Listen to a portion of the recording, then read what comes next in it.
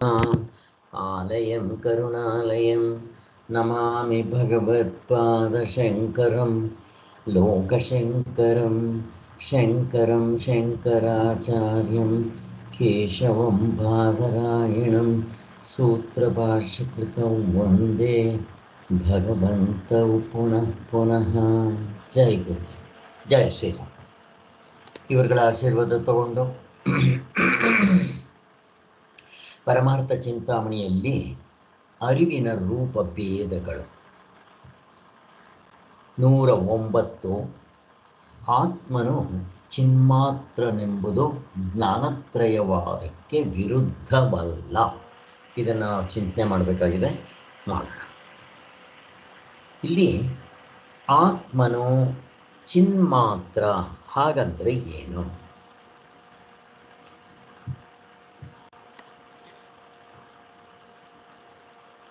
ಯಾರಾದರೂ ಹೇಳಿ.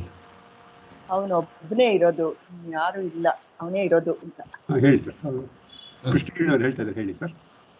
ಹಾಂ, ಇವಾಗ ಅವ್ರದ್ದಾಯ್ತು, ನೀವು ಹೇಳಿ ಸರ್. ಏನು ಆ್ಯಡ್ ಮಾಡೋದು ಮಾಡಿ.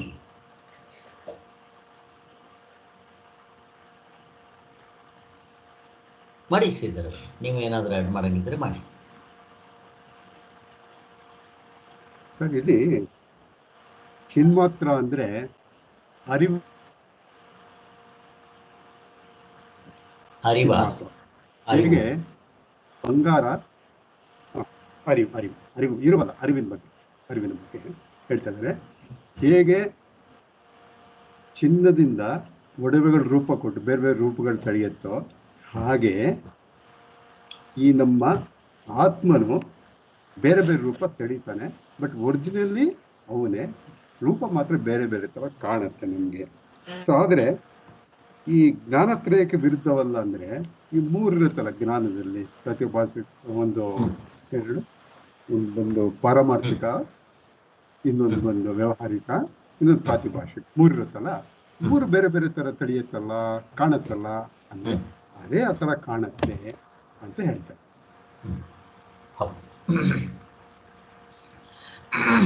ಇಲ್ಲಿ ಚಿನ್ಮಾತ್ರ ಅಂದರೆ ಆತ್ಮನಿಗೆ ಹೇಳ್ತಾ ಇರೋದು. ಇಲ್ಲಿ ಚಿನ್ಮಾತ್ರ ಅಂದರೆ ಬರೀ ಅರಿವು ಅಂತಾನ, ಆತ್ಮ ಅಂದರೆ ಬರೀ ಅರಿವು? ಪ್ರಶ್ನೆ. ಅರಿವು, ಇರಿವು, ಆನಂದ ಮೂರೂ ಸರ್, ಮೂರು ಸೇರಿಸ್ಕೋಬೇಕು. ಹಾಗಾದರೆ ಮೂರು ಆಯ್ತಲ್ಲ, ಆತ್ಮಗಳು ಆಯ್ತಲ್ಲ ಮೂರು ಅಂತ ಪ್ರಶ್ನೆ ಕೇಳಿದರೆ ಸ್ಪಂದಿಸುವಾಗ ಬೇರೆ ಬೇರೆ ಕಾಣುತ್ತೆ. ವಿಷಯಗಳ ಜೊತೆ ಸ್ಪಂದಿಸುವಾಗ ದೃಶ್ಯ ಪ್ರಪಂಚದಲ್ಲಿ ಬೇರೆ ಬೇರೆ ಕಾಣುತ್ತೆ. ಗಾಢ ನಿದ್ರೆಯಲ್ಲಿ ಒಂದೇ, ಗಾಢದಲ್ಲಿ ಅದಕ್ಕೇನು ಬೆರಿಕೆ ಇರಲ್ಲ. ಯಾವ ದೃಶ್ಯ ಪ್ರಪಂಚ ಅದು ಬೆರಿಕೆ ಆಗತ್ತೆ, ಬೇರೆ ಬೇರೆ ತರ ಕಾಣುತ್ತೆ. ಹಾಗಾದ್ರೆ ಇವಾಗ ಎಚ್ಚರ ಪ್ರಪಂಚದಲ್ಲಿ ಬೇರೆ ಬೇರೆ ಆಗಿರುತ್ತಾ? ದೃಶ್ಯ ಪ್ರಪಂಚದಲ್ಲಿ ಒಂದೇ ಇರತ್ತೆ, ಬಟ್ ಕಾಣೋದು ಬೇರೆ ಬೇರೆ ತರ. ಈಗ ಬಂಗಾರ ಒಡವೆಗಳು ಇರೋದೇ ಬಂಗಾರ, ಒಡವೆಗಳು ಹೆಂಗೆ ಕಾಣುತ್ತೆ? ಬಳೆ ಬೇರೆ ಇರ್ಬೋದು, ಕಿವಿಗೆ ಹಾಕೊಳ್ಳೋದು ಬೇರೆ, ಈ ತರ ಬೇರೆ ಬೇರೆ ಕಾಣುತ್ತಲ್ಲ, ಹಾಗೆ ಇರುತ್ತೆ. ಅದ್ರ ಮಟ್ಟ ಅದ್ರ ಮೇಲೆ ಒರಿಜಿನಾಲಿಟಿ ಹೆಂಗಿರುತ್ತೋ, ಸವರಿನ್ ಗೋಲ್ಡ್ ಬೇರೆ ಇರುತ್ತೆ, 24 ಕ್ಯಾರೆಟ್ ಬೇರೆ ಇರುತ್ತೆ, 18 ಕ್ಯಾರೆಟ್ ಬೇರೆ ಬೇರೆ ಇರುತ್ತೆ.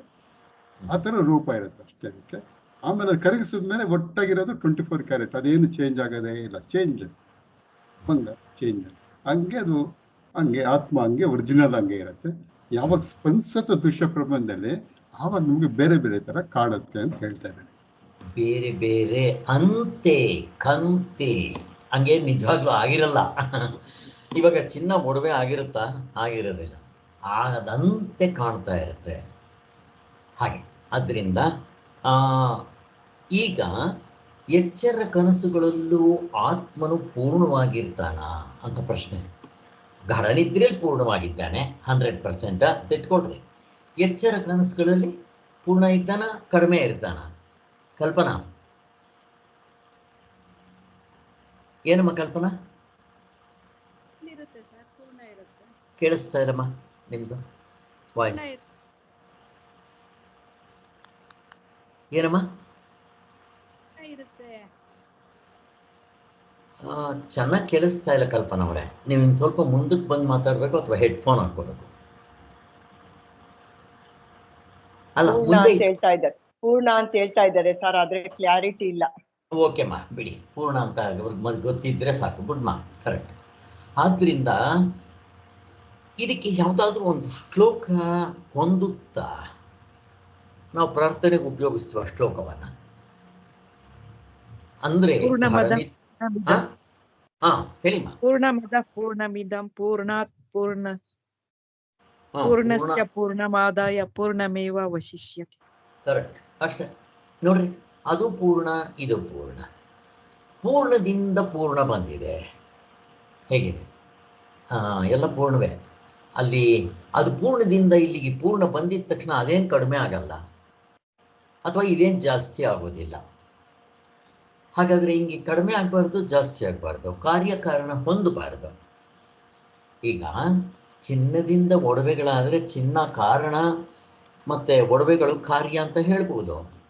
ಬೀಜ ಕಾರಣ, ಮರ ಕಾರ್ಯ, ಫಲ ರಿಸಲ್ಟ್ ಅಂತ ಹೇಳ್ಬೋದು. ಮಣ್ಣು ಕಾರಣ, ಮಡಿಕೆ ಕೊಡಿಕೆ ಕಾರ್ಯ ಅಂತ. ಇಲ್ಲಿ ಹಾಗೆ ಹೇಳಬಹುದಾ?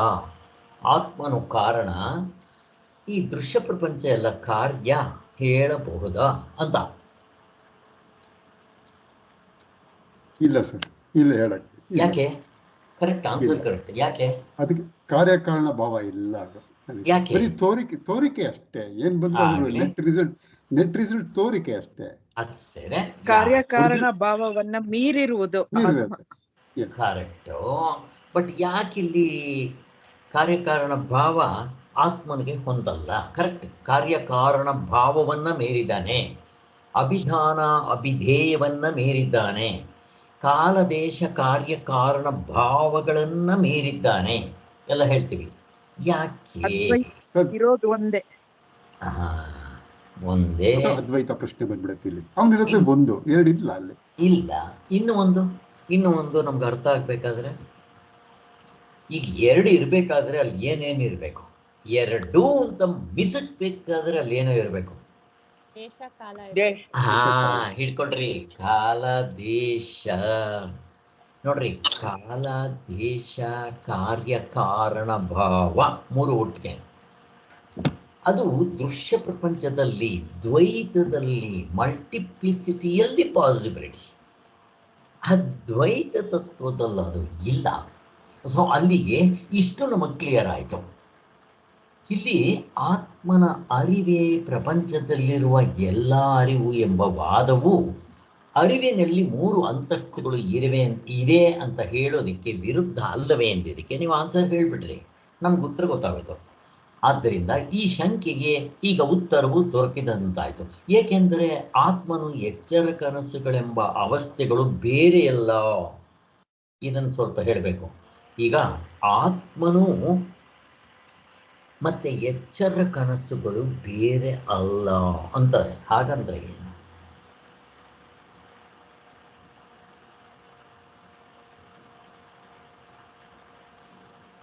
ಏನು? ಹಾಗಂದ್ರೆ ಒರಿಜಿನಲ್ ಫಾರ್ಮ್ ಆತ್ಮ ಒಂದೇ. ಒರಿಜಿನಲ್ ಫಾರ್ಮೆಟ್ ಅಲ್ಲಿ ಅವನೇ ಇಡ್ತಾನೆ. ಎಚ್ಚರದ ಕನಸುಗಳಲ್ಲಿ ಬೇರೆ ಬೇರೆ ರೂಪ ತೋರ್ಕೊಳ್ತಾನೆ. ಕರೆಕ್ಟ್. ಹಾಗಂದ್ರೆ ಅರ್ಥ ಏನು? ನಾವೇ ಅನ್ಕೊಂತೀವಿ 1, 2, 3 ಅಂತ ಎಣಿಸ್ತೀವಿ. ಇರೋದೇ ಒಂದೇ ಅದು. ಸೊ ಅದು ಬೇರೆ ರೂಪಗಳಿರೋದ್ರಿಂದ ನಾವು ಅನ್ಕೊಂತೀವಿ ಒರಿಜಿನಲ್ಲೇ ಚೇಂಜ್ ಆಗೈತೆ ನಾವು ಅನ್ಕೊಬಿಡ್ತೀವಿ. ಆಕ್ಚುಲಿ ಅದು ಒಂದೇ. ಸರಿ, ಇಲ್ಲಿ ಆತ್ಮನು ಎಚ್ಚರ ಕನಸುಗಳೆಂಬ ಅವಸ್ಥೆಗಳು ಬೇರೆಯಲ್ಲ. ಇನ್ಯಾರಾದ್ರೂ ಹಂಗೆ ಆ್ಯಡ್ ಮಾಡಿ, ಜೊತೆಗೆ ಇನ್ನೇನೇನಾದ್ರೂ ಪಾಯಿಂಟ್? ಇರೋದೇ ಆತ್ಮ ಪ್ರಪಂಚವಾಗಿ ತೋರ್ತಾ ಇದ್ದಾನೆ. ಇರೋದು ಆತ್ಮನಿಂದನೇ ಪ್ರಪಂಚ ತೋರ್ತಾ ಇರೋದು. ಆತ್ಮನ್ ಬಿಟ್ಟಿಲ್ಲ ಪ್ರಪಂಚ. ತೋರುತ್ತಿದೆ ಅಷ್ಟೇ. ಆತ್ಮನೇ ಪ್ರಪಂಚವಾಗಿ ತೋರ್ತಾ ಇದೆ ಅನ್ನೋದಕ್ಕೂ ಇದು ಡಿವೈಡ್ ಆಗಿದೆ ಅನ್ನೋದಕ್ಕೂ ವ್ಯತ್ಯಾಸ ಇರುತ್ತೆ. ಹಾಗೆ ಈಗ ನಮ್ಗೆ ಎಚ್ಚರ ಇದ್ರೆ ಅದೇ ಭ್ರಾಂತಿಯಿಂದ ನಾವು ಎಚ್ಚರ ಅನ್ಕೋತೀರಿ, ಕನಸು ಅನ್ಕೊಂತೀರಿ. ಮನಸ್ಸಿಂದು ಸ್ಥಿತಿಗಳಿದೆಲ್ಲ ಇರೋದು ಆತ್ಮ. ಆದ್ದರಿಂದ ಒಂದೇ ಇರೋದು. ಇಲ್ಲಿ ಬೇಕಾದಷ್ಟು ಮಲ್ಟಿಪ್ಲಿಸಿಟಿ ದೃಶ್ಯ ಪ್ರಪಂಚದಲ್ಲಿ ಅಥವಾ ದ್ವೈತದಲ್ಲಿ ಕಾಣುತ್ತೆ ಅಂತಂದ್ರೆ ಆತ್ಮನೇ ಹಾಗೆ ತೋರಿಕೊಳ್ಳುತ್ತೆ. ಹಾಗಾದ್ರೆ ಇಲ್ಲಿ ಎಷ್ಟು ತರ ತೋರ್ಕೊತಾ ಇದ್ದಾನೆ ಆತ್ಮ? ಗಾಢ ನಿದ್ರೆಯಲ್ಲಿ ಅವನೊಬ್ಬನೇ ಇರ್ತಾನೆ. ಈ ದೃಶ್ಯ ಪ್ರಪಂಚ ಅಂದಿದ ತಕ್ಷಣ ಏನೇನು ತೋರ್ಕೊಳ್ತಾನೆ ಅಂತ ಪ್ರಶ್ನೆ. ಏನೇನಾಗಿ ತೋರ್ಕೊಂತಾನೆ? ಅವಸ್ಥೆಗಳಲ್ಲಿ ಏನೇ ಕಾಣ್ತಾ ಇದೆ. ಹಾ ಹೇಳಿ ಆದಿಭೌತಿಕ, ಕಲ್ಪನಾ ಆದಿದೃಶ್ಯ ಕಲ್ಪನಾ ಎಲ್ಲ. ಅವರೇ, ಕಲ್ಪನಾ ಅವರೇ ಹೇಳಿಮ್ಮ ಕಲ್ಪನಾ.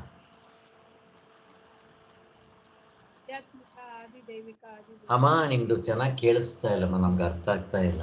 ನೀವು ಏನಾದರೂ ಸ್ವಲ್ಪ ಹೆಡ್ಫೋನ್ ಹಾಕೊಂಡು ಮಾತಾಡಬೇಕು. ಹೇಳಿ ಶ್ರೀಧರ್ ಅವರೇ. ಅವ್ರು ಹೇಳಿದ ಆದಿದೈವಿಕ ಆದಿಭೌತಿಕ ತೋರ್ತಾ ಇದೆ ಅಂತ ಹೇಳಿದ್ರು. ಕರೆಕ್ಟ್ ಅಮ್ಮ. ಅದಕ್ಕಿಂತ ಮೊದಲು ಇನ್ನೇನಾಗಿ ತೋರ್ತಾ ಇದೆ? ಅವಸ್ಥೆಗಳಾಗಿ ಅವಸ್ಥೆ. ಫಸ್ಟ್ ಅವಸ್ಥೆ ಇಟ್ಕೊಡ್ರಿ. ಯಾಕೆಂತಂದ್ರೆ ಆತ್ಮ ಕಣ್ಣು ಬಿಟ್ಟಿದ ತಕ್ಷಣ, ನಾವು ಎಚ್ಚರದಲ್ಲಿ ಕಣ್ಣು ಬಿಟ್ಟಿದ ತಕ್ಷಣ ನಮಗೆ ಅವಸ್ಥೆ, ಎಲ್ಲದಕ್ಕಿಂತ ದೊಡ್ಡದು ಅವಸ್ಥೆ.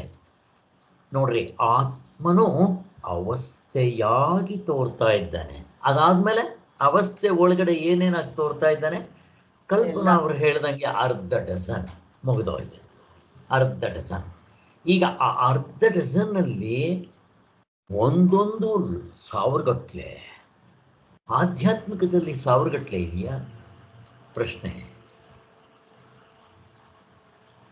ಆಧ್ಯಾತ್ಮಿಕ ಅಂದ್ರೆ ಎಷ್ಟು? 19 ಮುಖಗಳು. 19. ಮತ್ತು ಅದರಲ್ಲಿ ನೀವು ಹಂಗೆ ಡಿವೈಡ್ ಮಾಡ್ಕೊಂತ ಹೋದ್ರೆ ಎಷ್ಟಿರ್ಬೋದು? ಪರ್ಮಿಟೇಷನ್ ಕಾಂಬಿನೇಷನ್ ಲೆಕ್ಕವೇ ಇಲ್ಲ. ಲೆಕ್ಕವೇ ಇಲ್ಲ. ಹೇಗೆ ಕರೆಕ್ಟ್ ಲೆಕ್ಕ ಇಲ್ಲ. 72 ಲಕ್ಷ ನರನಾಡಿಗಳು. ಬ್ಲಡ್ ವೆಸಲ್ಸ್ ಎಷ್ಟು? 72,000 ಲಕ್ಷ ಇಲ್ಲ, 72,000 ನಾಡಿಗಳಂತೆ. ಅದಾಯ್ತು. ಆಮೇಲೆ 84 ಲಕ್ಷ ಜೀವಕೋಟಿಗಳು. ಅದು ಆದಿಭೌತಿಕದಲ್ಲಿ. ಆಧ್ಯಾತ್ಮಿಕದಲ್ಲೇ ನೋಡಿದ್ರೆ ಮೂಳೆಗಳೆಷ್ಟೋ, ಕೂದಲೆಷ್ಟೋ, ಉಗುರೆಷ್ಟೋ, ಚರ್ಮ ಅದೆಷ್ಟು, ಇಂಟೆಸ್ಟೈನ್ಸ್ ಎಷ್ಟು, ಸೆಲ್ಸ್ ಎಷ್ಟೋ ಇರುತ್ತೆ. ಸೆಲ್ಸ್ ಎಷ್ಟು? ಅಯ್ಯೋ, ಅದೆಷ್ಟು ಟ್ರಿಲಿಯನ್ ಸೆಲ್ಸ್ ಅಂತೆ. ಎಲ್ಲವೂ ಆತ್ಮನೇ ತೋರ್ಕೊಂತ ಇರೋದು. ಹೇಗಿದೆ ನೋಡಿ, ಬೇರೆದಿಲ್ಲ. ಆತ್ಮನೇ. ಆ 3 ಅವಸ್ಥೆಗಳು ಅಂದ್ರೆ 3. ಮತ್ತೆ ದೃಶ್ಯ ಪ್ರಪಂಚದಿಂದ ನಾವು 3 ಅಂತ ಕರಿತೀವಿ, ಅಲ್ಲಿ 3 ಅಲ್ಲ. ಆತ್ಮ ಅಂತ ತಗೊಂಡ್ರೆ ಅದರಲ್ಲಿ ಅರಿವು ಇರುವ ಆನಂದ 3 ಅಲ್ಲ. ಹೇಗಿದೆ? ಮತ್ತು ಅವಸ್ಥೆಗಳಲ್ಲಿ 3, ಮತ್ತು ಆಧ್ಯಾತ್ಮಿಕದಲ್ಲಿ ಬೇಕಾದಷ್ಟು. ಅದೇ ರೀತಿ ನರಗಳೆಷ್ಟೋ, ವೆಸಲ್ಸ್ ಎಷ್ಟೋ, ಮತ್ತು ಅದರಲ್ಲಿರೋ ದ್ರವ್ಯ ಸೆಕ್ರೀಷನ್ಸ್ ಎಷ್ಟೋ, ಅಂಗಾಂಗಗಳೆಷ್ಟೋ ಅಲ್ವಾ? ಎಲ್ಲ ನೋಡ್ರಿ. ಆ ಇಂದ್ರಿಯಗಳ 5, ಕರ್ಮೇಂದ್ರಿಯಗಳ 5, ಅದರಲ್ಲಿ ಎಷ್ಟೆಷ್ಟೋ ಎಷ್ಟಿದೆ. ಇನ್ನು ಆದಿಭೌತಿಕದಲ್ಲಿ ಎಷ್ಟೋ 84 ಲಕ್ಷ ಜೀವರಾಶಿಗಳು ಹೇಳ್ಬಿಟ್ರಿ. 84 ಲಕ್ಷ ಜೀವರಾಶಿಗಳು, ಒಂದಿದ್ದಂಗೆ ಇನ್ನೊಂದಿರಲ್ಲ. ಹಾಗೆ. ಇನ್ನು ಆದಿದೈವಿಕ ಹೇಗಿರಬೇಕು? ಇಲ್ಲಿ ದೈವಿಕ ಅಂತಾರೆ. ಯಾಕೆ? ಆದಿದೈವಿಕ. ದೈವಿಕ ಅಂದ್ರೆ ಏನು? ಸಂಸ್ಕೃತ್ ವರ್ಡ್, ಬಟ್ ಅದರ ಅರ್ಥ ಇವಂದ್ರೆ ಹೊಳೆಯೋದು. ದೈವಿಕ ಅಂದ್ರೆ ಹೊಳೆಯೋದು, ಶೈನ್. ನೋಡ್ರಿ, ಆದಿ ದೈವಿಕ ಅಂತಂದ್ರೆ ನಿಮಗೆ ಸೂರ್ಯ ತಗೊಳ್ರಿ, ಚಂದ್ರ ತಗೊಳ್ರಿ, ನಕ್ಷತ್ರ ತಗೊಳ್ರಿ, ಗುರು ತಗೊಳ್ರಿ, ಮಿಂಚು ತಗೊಳ್ರಿ, ಎಲ್ಲವೂ ಹೊಳಿತಾ ಇರುತ್ತೆ. ಆಕಾಶ ತಗೊಳ್ರಿ, ಸೂರ್ಯ ತಗೊಳ್ರಿ, ಎಲ್ಲ ಹೊಳಿತಾ ಇರೋದ್ರಿಂದ ಅದಕ್ಕೆ ಶೈನ್ ಅಂತಾರೆ. ಅದಕ್ಕೋಸ್ಕರನೇ ದೈವಿಕ, ಆದಿ ದೈವಿಕ ಅಂತಾರೆ. ಅದರಲ್ಲಿ ಎಷ್ಟೋ ಲೆಕ್ಕವಿಲ್ಲದಷ್ಟು ಇಷ್ಟಾಗಿ ತೋರ್ತಾ ಇದ್ದ ನೋಡ್ರಿ ಅವನು. ಅಷ್ಟಾಯ್ತಾ? ಇಷ್ಟೇನಾ ಆತ್ಮ ತೋರ್ಕೊಳ್ಳೋದು? ಇನ್ನೇನಾದರೂ ಉಂಟಾ?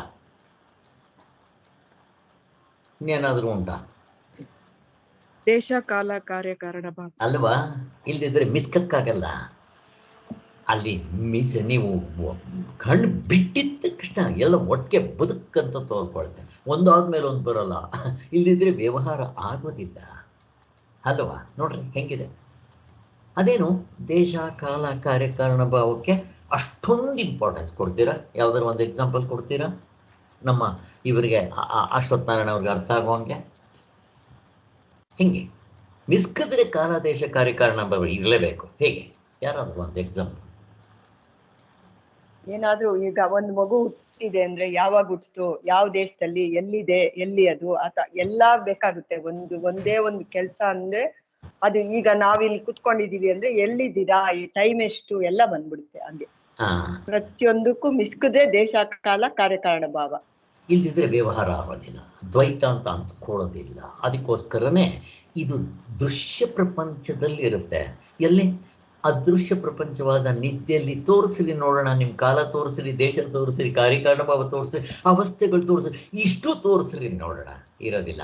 ಹೇಗಿದೆ? ಆತ್ಮನಲ್ಲಿ ಯಾವುದು ಇಲ್ಲ, ಅದರಿಂದ ಇಲ್ಲ. ಆತ್ಮರಾಗಿರ್ತೀವಿ ನಾವು, ಅದರಿಂದ ಅಲ್ಲೇನು ಇಲ್ಲ. ಆದ್ದರಿಂದ ಎರಡು ಅನುಭವಗಳು ನಮಗಿದೆ, ಅದು ಇದೆ, ಇದು ಇದೆ.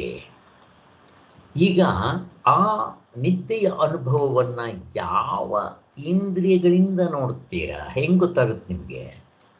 ಅದು ಅನುಭವವೇ. ಯಾವುದರಿಂದ ನೋಡ್ತೀರಾ? ನೇರಾದ ಅನುಭವ. ನೇರಾದ ಅನುಭವ, ಅದನ್ನು ಇಂಟ್ಯೂಷನ್ ಅಂತ ಕರಿತೀವಿ. ನೇರಾದ ಅನುಭವ. ಯಾವ ಇನ್ಸ್ಟ್ರೂಮೆಂಟ್ ಉಪಯೋಗಿಸ್ತೀರಾ ನೇರಾದ ಅನುಭವಕ್ಕೆ? ಪ್ರಶ್ನೆ. ಯಾವುದೂ ಇಲ್ಲ ಸರ್. ಯಾವುದು ಉಪಯೋಗಿಸಲ್ಲ. ಉಪಯೋಗಿಸಿದ್ರೆ ತಿಳಿಯಲ್ಲ. ಹೇಗಿದೆ? ಯಾಕೆ ಯಾಕೆ ಉಪಯೋಗಿಸಿದ್ರೆ ತಿಳಿಯಲ್ಲ? ಯಾಕೆ? ಎಲ್ಲ ಸ್ವಿಚ್ ಆಫ್ ಆಗಿರುತ್ತಲ್ಲ ಸರ್, ಎಲ್ಲಿ ಉಪಯೋಗಿಸಕ್ಕಾಗುತ್ತೆ? ಅರೆ ಗಾರ್ಡನ್ ಇದ್ರೆ ಸ್ವಿಚ್ ಆಫ್ ಆಗಿರುತ್ತೆ. ಇವಾಗ ಎಚ್ಚರದಲ್ಲಿ ಸ್ವಿಚ್ ಆಫ್ ಆಗಿಲ್ವಲ್ಲ? ನೋಡ್ಬಿಡ್ರಿ ನಿಮ್ ಕಣ್ಣಿಂದ ಆತ್ಮನ. ಇಂದ್ರಿಯಗಳಿಂದ ಆಗೋದಿಲ್ಲ. ಏನಂದ್ರೆ ಹಾಗಾದ್ರೆ ಎಚ್ಚರ ಕನಸಿನಲ್ಲಿ ಆತ್ಮ ಇಲ್ವಾ? ಆತ್ಮ ಇದ್ರು ನಾವು ಇಂದ್ರಿಯಗಳಿಂದ ತಿಳ್ಕೊಳಕ್ ಆಗೋದಿಲ್ಲ ಸರ್. ಅದೇ ಯಾಕೆ ಅಂತ ಕೇಳ್ತಾ ಇದ್ದೇನೆ. ಈಗ ಇಂದ್ರಿಯಗಳಿದೆಯಲ್ವಾ, ನಿದ್ದೆಯಲ್ಲಿ ತಿಳ್ಕೊಳಕ್ ಆಗ್ಲಿಲ್ಲ, ಕರೆಕ್ಟ್. ಯಾಕೆ? ಎಲ್ಲ ಸ್ವಿಚ್ ಆಫ್ ಆಗಿದೆ. ಎಚ್ಚರ ಕನಸಿನಲ್ಲಿ ಸ್ವಿಚ್ ಆಫ್ ಆಗಿಲ್ವಲ್ಲ ದೃಶ್ಯ ಪ್ರಪಂಚದಲ್ಲಿ. ಹಾಗಾದ್ರೆ ನೀವು ಆತ್ಮನ ತಿಳ್ಕೊಂಬಿಡಿ ನೋಡೋಣ. ಆಗಲ್ಲ ಸರ್. ಆತ್ಮ ಅವಸ್ಥೆ ನೋಡ್ತಾನೆ, ಅವಸ್ಥೆ ಆತ್ಮ ನೋಡಲ್ಲ. ಯಾಕೆ ಅಂತ? ಸಬ್ಜೆಕ್ಟ್ ಸರ್, ಆತ್ಮ ಅವಸ್ಥೆಗಳಿಲ್ಲ, ಅವಸ್ಥಾತೀತ ಅವನು. ಅಸರ್ರೆ ಅವಸ್ಥಾತೀತ ಅವನು. ಅವನೇ ಸಬ್ಜೆಕ್ಟ್, ಅವನ್ನ ತಿಳ್ಕೊಳಕ್ ಇನ್ನೊಂದು ಸಬ್ಜೆಕ್ಟ್ ಇಲ್ಲ. ಕರೆಕ್ಟು. ಬಟ್ ನಮ್ಗೆ ಆನ್ಸರ್ ಬೇಕು. ಅಶ್ವಥ್ ನಾರಾಯಣ ಅವ್ರು ಕೇಳ್ತಾರೆ, ಯಾಕೆ ತಿಳ್ಕೊಳಕ್ಕಾಗೋದಿಲ್ಲ? ಈಗ ನಾನು ನಿಮ್ಮನ್ನು ತಿಳ್ಕೊಂತೀನಿ, ಕಣ್ಣನ್ನು ನೋಡಕ್ಕಾಗಲ್ಲ. ಅಲ್ಲ, ನಾನು ಇವಾಗ ನಿಮ್ಮನ್ನು ನೋಡ್ತಾ ಇದ್ದೀನಿ, ನೀವು ನನ್ನ ನೋಡ್ತಾ ಇದ್ದೀರಾ, ನನ್ನ ವಾಯ್ಸ್ ನೀವು ಕೇಳ್ತೀರಾ, ನಿಮ್ಮ ವಾಯ್ಸ್ ನಾನು ಕೇಳ್ತಾ ಇದ್ದೀನಿ. ಏನ್ ಬೇಕಿಲ್ಲಿ? ಅಲ್ಲ, ಆತ್ಮನ ಒಂದು ಬೆಳಕಿಂದ ನೋಡ್ತಾ ಇದ್ದೀವಿ. ಬಟ್ ಎರಡು ವಸ್ತು ಬೇಕು. ವಸ್ತು ಬೇಕು. ಹೌದು, ವಸ್ತು ಬೇಕು. ಈಗ ನೀವು ಇಂದ್ರಿಯಗಳಿಗೆ ಗೋಚರವಾಗ್ತೀರ. ನಿಮ್ಗೆ ಆಕಾರ ಇದೆ, ದ್ರವ್ಯ ಗುಣ ಕರ್ಮ ಸಾಮಾನ್ಯ ಎಲ್ಲ ಇದೆ, ಗುಣಗಳಿದೆ, ಕ್ರಿಯೆ ಇದೆ, ಮತ್ತೆ ಆಕಾರ ಇದೆ, ಹೆಸರಿದೆ, ಕುಲ ಇದೆ, ಗೋತ್ರ ಇದೆ, ನಾಮವಿದೆ. ಆದರೆ ಆತ್ಮನಿಗೆ ಯಾವ ಅಂಗಾಂಗಗಳಿದೆ, ಅವಯವಗಳು ಏನಿದೆ ಅವನಿಗೆ? ಅವನ ಕರ್ಮೇಂದ್ರಿಯ ಸಿಗ್ತಾನ? ಅದಕ್ಕೇನು ಶರೀರ ಇದೆಯಾ, ಅಂತಃಕರಣ ಇದೆಯಾ, ಮನಸ್ಸಿದೆಯಾ, ಬುದ್ಧಿ ಇದೆಯಾ, ಚಿತ್ತ ಇದೆಯಾ? ಏನೂ ಇಲ್ಲ. ಇಲ್ಲದೆ ಇರೋದನ್ನು ಹೆಂಗೆ ನೋಡ್ತೀರಾ? ಅವನು ಅಪ್ರಮಾಣನು, ಅಪ್ರಮೇಯನು. ಪ್ರಮೇಯಗಳಿಗೆ ಸಿಗೋದಿಲ್ಲ ಅವನು. ನೀವು ಯಾವ ಇನ್ಸ್ಟ್ರೂಮೆಂಟ್ ಉಪಯೋಗಿಸಿದ್ರು ಸಿಗೋದಿಲ್ಲ. ನೀವು ಎಚ್ಚರದಲ್ಲೂ ಸಿಗೋಲ್ಲ. ಇದೆ, ಇನ್ಸ್ಟ್ರೂಮೆಂಟ್ಸ್ ಇದೆ, ಇದ್ರೂ ಏನಂತೆ? ಆದ್ದರಿಂದ ಅವನು ಸಿಗೋದಿಲ್ಲ. ಅವನು ಯಾಕೆ? ಅವನಿಗೆ ಆಕಾರ ಇಲ್ಲ, ನಾಮ ಇಲ್ಲ, ರೂಪ ಇಲ್ಲ, ಗಂಧ ಇಲ್ಲ, ಅವನ ವಾಸನೆ ಇಲ್ಲ, ಮಣ್ಣಿಲ್ಲ, ಏನೇ ಇಲ್ಲ ಅಲ್ವಾ? ಅದರಿಂದ ಅವನು ಇಲ್ಲದೆ ಇದ್ಮೇಲೆ ಅವನ ಈ ಇಂದ್ರಿಯಗಳು ಇದ್ರೂ ತಿಳ್ಕೊಳಕ್ ಬರಲ್ಲ. ದೃಶ್ಯ ಪ್ರಪಂಚದಲ್ಲಿ ಇಲ್ವಾ? ಇದೆ, ತಿಳ್ಕೊಳಕ್ ಬರಲ್ಲ. ಅದಕ್ಕೋಸ್ಕರನೇ ಅವನು ಅಷ್ಟು ಮಾತ್ರ ಸಾಕು. ಅಲ್ಲಿಗೇನಾಯಿತು? ಆದ್ದರಿಂದ ಆತ್ಮನೇ ಈ ಅವಸ್ಥೆಗಳು. ಚೆನ್ನಾಗಿ ಅರ್ಥ ಮಾಡ್ಕೊಳ್ರಿ. ಆತ್ಮನೇ ಎಲ್ಲವೂ. ಅವಸ್ಥೆಗಳು ಮಾತ್ರ ಅಲ್ಲ, ಅವಸ್ಥೆ ಒಳಗಡೆ ಅರ್ಧ ಡಜನ್ನು ಕಾಲ ದೇಶ ಕಾರ್ಯಕಾರಣ ಭಾವ, ಒಂದೊಂದರಲ್ಲೂ ಮಲ್ಟಿಪ್ಲಿಸಿಟಿ ಎಲ್ಲ ಅವನೇ. ಒಂದೇ ಈ ಥರ ತೋರ್ಕೊತಾ ಇದೆ ಅನ್ನೋದು ಸ್ಪಷ್ಟವಾಗಾಯಿತು. ಬರೀ ಅರಿವೆ ಮೂರು ಅಂತಸ್ತುಗಳ ಅರಿವಾಗಿ ತೋರ್ತಾ ಇದೆ. ಅದಕ್ಕೂ ನಮ್ಗೆ ಆನ್ಸರ್ ಸಿಕ್ಕೋಯ್ತು. ಪ್ರಾತಿಭಾಸಿಕ, ವ್ಯವಹಾರಿಕ, ಪಾರಮಾರ್ಥಿಕ ಇವೆಲ್ಲ ಗೊತ್ತಾಗೋಯ್ತು. ಬರೀ ಅರಿವನ್ನು ಎಚ್ಚರದ ದೃಷ್ಟಿಯಿಂದ ನೋಡುವವರಿಗೆ ಏರ್ಪಟ್ಟ ವಿಂಗಡ. ಬರೀ ಎಚ್ಚರದ ದೃಷ್ಟಿಯಿಂದ ನೋಡಿದ್ರೆ ಹೀಗೆಲ್ಲ ನಿಜವಾಗಿ ಎಲ್ಲವೂ ಬರಿಯ ಅರಿವೇ. ಈ ಬಗ್ಗೆ ಹಿಂದೆ ಅದೆಲ್ಲ ಆಯ್ತು. ನೋಡಿ 110ಕ್ಕೆ ಹೋಗೋಣ. ಈಗ ಅಶ್ವಥ್ ನಾರಾಯಣ ಅವರೇ, ನಾವು ಪಾಪ ನಾವೊಂದು ಮಾತಾಡ್ತಾ ಇರ್ತೀವಿ, ನಿಮ್ಗೆ ಅದು ಅರ್ಥ ಆಗುತ್ತೋ ಇಲ್ವೋ ಗೊತ್ತಿಲ್ಲ. ಈಗ ದೃಶ್ಯ ಪ್ರಪಂಚ ಅಂತೀವಿ ಯಾವುದು, ಅದೃಶ್ಯ ಪ್ರಪಂಚ ಅಂತೀವಿ ಯಾವುದು ಅಶ್ವತ್ಥನಾರಾಯಣ ಅವರೇ? ನಿಮ್ಗೇನಾದರೂ ಅರ್ಥ ಆಗಿದೆ? ಪಾಪ ನೀವು ಹೇಳ್ದೇ ಇದ್ರು ನಮ್ಗೇನು ಇದಿಲ್ಲ, ನಿಮ್ಗೆ ಆಕ್ಚುಲಿ ಇದು ನಾವು ಆನ್ಸರೇ ಮಾಡಿಲ್ಲ ಯಾವಾಗಲೂ. ನಿಮ್ಗೆ ದೃಶ್ಯ ಪ್ರಪಂಚ ಅಂದ್ರೆ ಏನು ಅಶ್ವತ್ಥನಾರಾಯಣ ಅವರೇ? ಯಾವ್ಯಾವ್ದು ತಗೋಬೇಕು?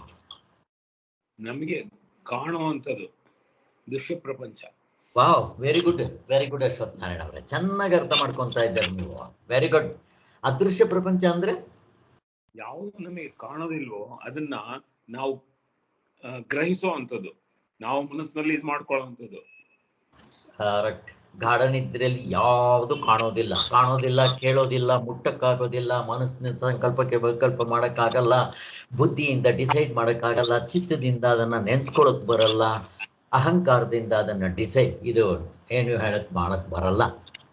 ಆದ್ದರಿಂದ ದೃಶ್ಯ ಪ್ರಪಂಚ ಅಂದ್ರೆ ದೃಶ್ಯ ಅಂತಂದ್ರೆ ತೋರ್ತಾ ಇರೋದು. ಅದೇ ಅದೃಶ್ಯ ಅಂದ್ರೆ ಏನು ತೋರದೆ ಇರೋದು. ನಿದ್ದೆಯಲ್ಲಿ ಅದಕ್ಕೆ ನಾವು ಏನು ತೋರಲ್ಲ ಅಂತೀವಿ. ವೆರಿ ಗುಡ್, ನೀವು ಚೆನ್ನಾಗಿ ಅರ್ಥ ಮಾಡ್ಕೊತಾ ಇದ್ದೀರಾ. ನನಗೆ ಈ ಪ್ರಶ್ನೆ ಬಂತು ಪಾಪ, ನಿಮ್ಗೆ ಹಿಂಗೆಲ್ಲ ನಾವು ಮಾತಾಡ್ತಾ ಇರ್ತೀವಿ, ನಿಮ್ಗೆ ಅದು ಅರ್ಥ ಆಗ್ತಾ ಇದೆಯಲ್ಲ ಅಂತ ಫಸ್ಟ್ ಕ್ಲಾಸಾಗಿ ಅರ್ಥ ಮಾಡ್ಕೊಂಡಿದ್ದೀರಾ. ಈಗ 110ಕ್ಕೆ ಹೋಗೋಣ ನಾವು. 110ನೇದು ಬರಿಯ ಅರಿವು. ಇಲ್ಲಿ ಅರಿವು ಅಂತ ಹೇಳ್ತಾ ಇದ್ದಾರೆ, ಯಾಕೆ ಇದು ಅರಿವಿನ ಚಾಪ್ಟರ್. ಇಲ್ಲಿ ನೀವು ಅರಿವು ಅಂತಂದಿದ ತಕ್ಷಣ ನಿಮ್ಮ ಮನಸ್ಸಿನಲ್ಲಿ ಇರುವು ಆನಿಂದ ಜೊತೆನಲ್ಲಿ ಸೇರಿಸ್ಕೊಂಡ್ಬಿಡ್ಬೇಕು. ಆದ್ದರಿಂದ ಎಲ್ಲದಕ್ಕೂ ಒಂದೇ, ತಲೆಗೆಲ್ಲ ಒಂದೇ ಮಂತ್ರ. ಬರೀ ಅರಿವು ಒಂದೇ ಎಂಬ ಸಿದ್ಧಾಂತಕ್ಕೆ ಎಚ್ಚರದ ತರ್ಕವು ಬಾಧಕವಾಗಲಾರದು. ಇಲ್ಲಿ ಬರಿಯ ಅರಿವೇ ಅಥವಾ ಬರೀ ಆತ್ಮನೇ ಅಥವಾ ಬರೀ ಇರವೇ ಅಥವಾ ಬರೀ ಆನಂದವೇ ಇಷ್ಟೆಲ್ಲ ತೋರ್ಕೊತಾ ಇದೆ ಅಂತ ಹೇಳ್ತಾರೆ. ಆದರೆ ನಾವು ಎಚ್ಚರದಿಂದ ನೋಡಿದ್ರೆ ಹಾಗೆ ಅನ್ಸಲ್ವಲ್ಲ ಅಂತ ಒಂದು ಗೋಳು. ಏನು ಮಾಡ್ತೀರಿ ಇವಾಗ? ಆ ಒಂದು ಪ್ರಶ್ನೆ ಅಲ್ಲ ಸ್ವಾಮಿ, ಕರೆಕ್ಟ್. ಎಚ್ಚರದಿಂದ ನೋಡಿದ್ರೆ ಹಾಗೆ ಅನ್ಸಲ್ವಲ್ಲ ಅಂತಾನೆ. ಇಲ್ಲ, ಅವನು ಯಾವುದಕ್ಕೆ ಇಂಪಾರ್ಟೆನ್ಸ್ ಕೊಡ್ತಾ ಇದ್ದಾನೆ?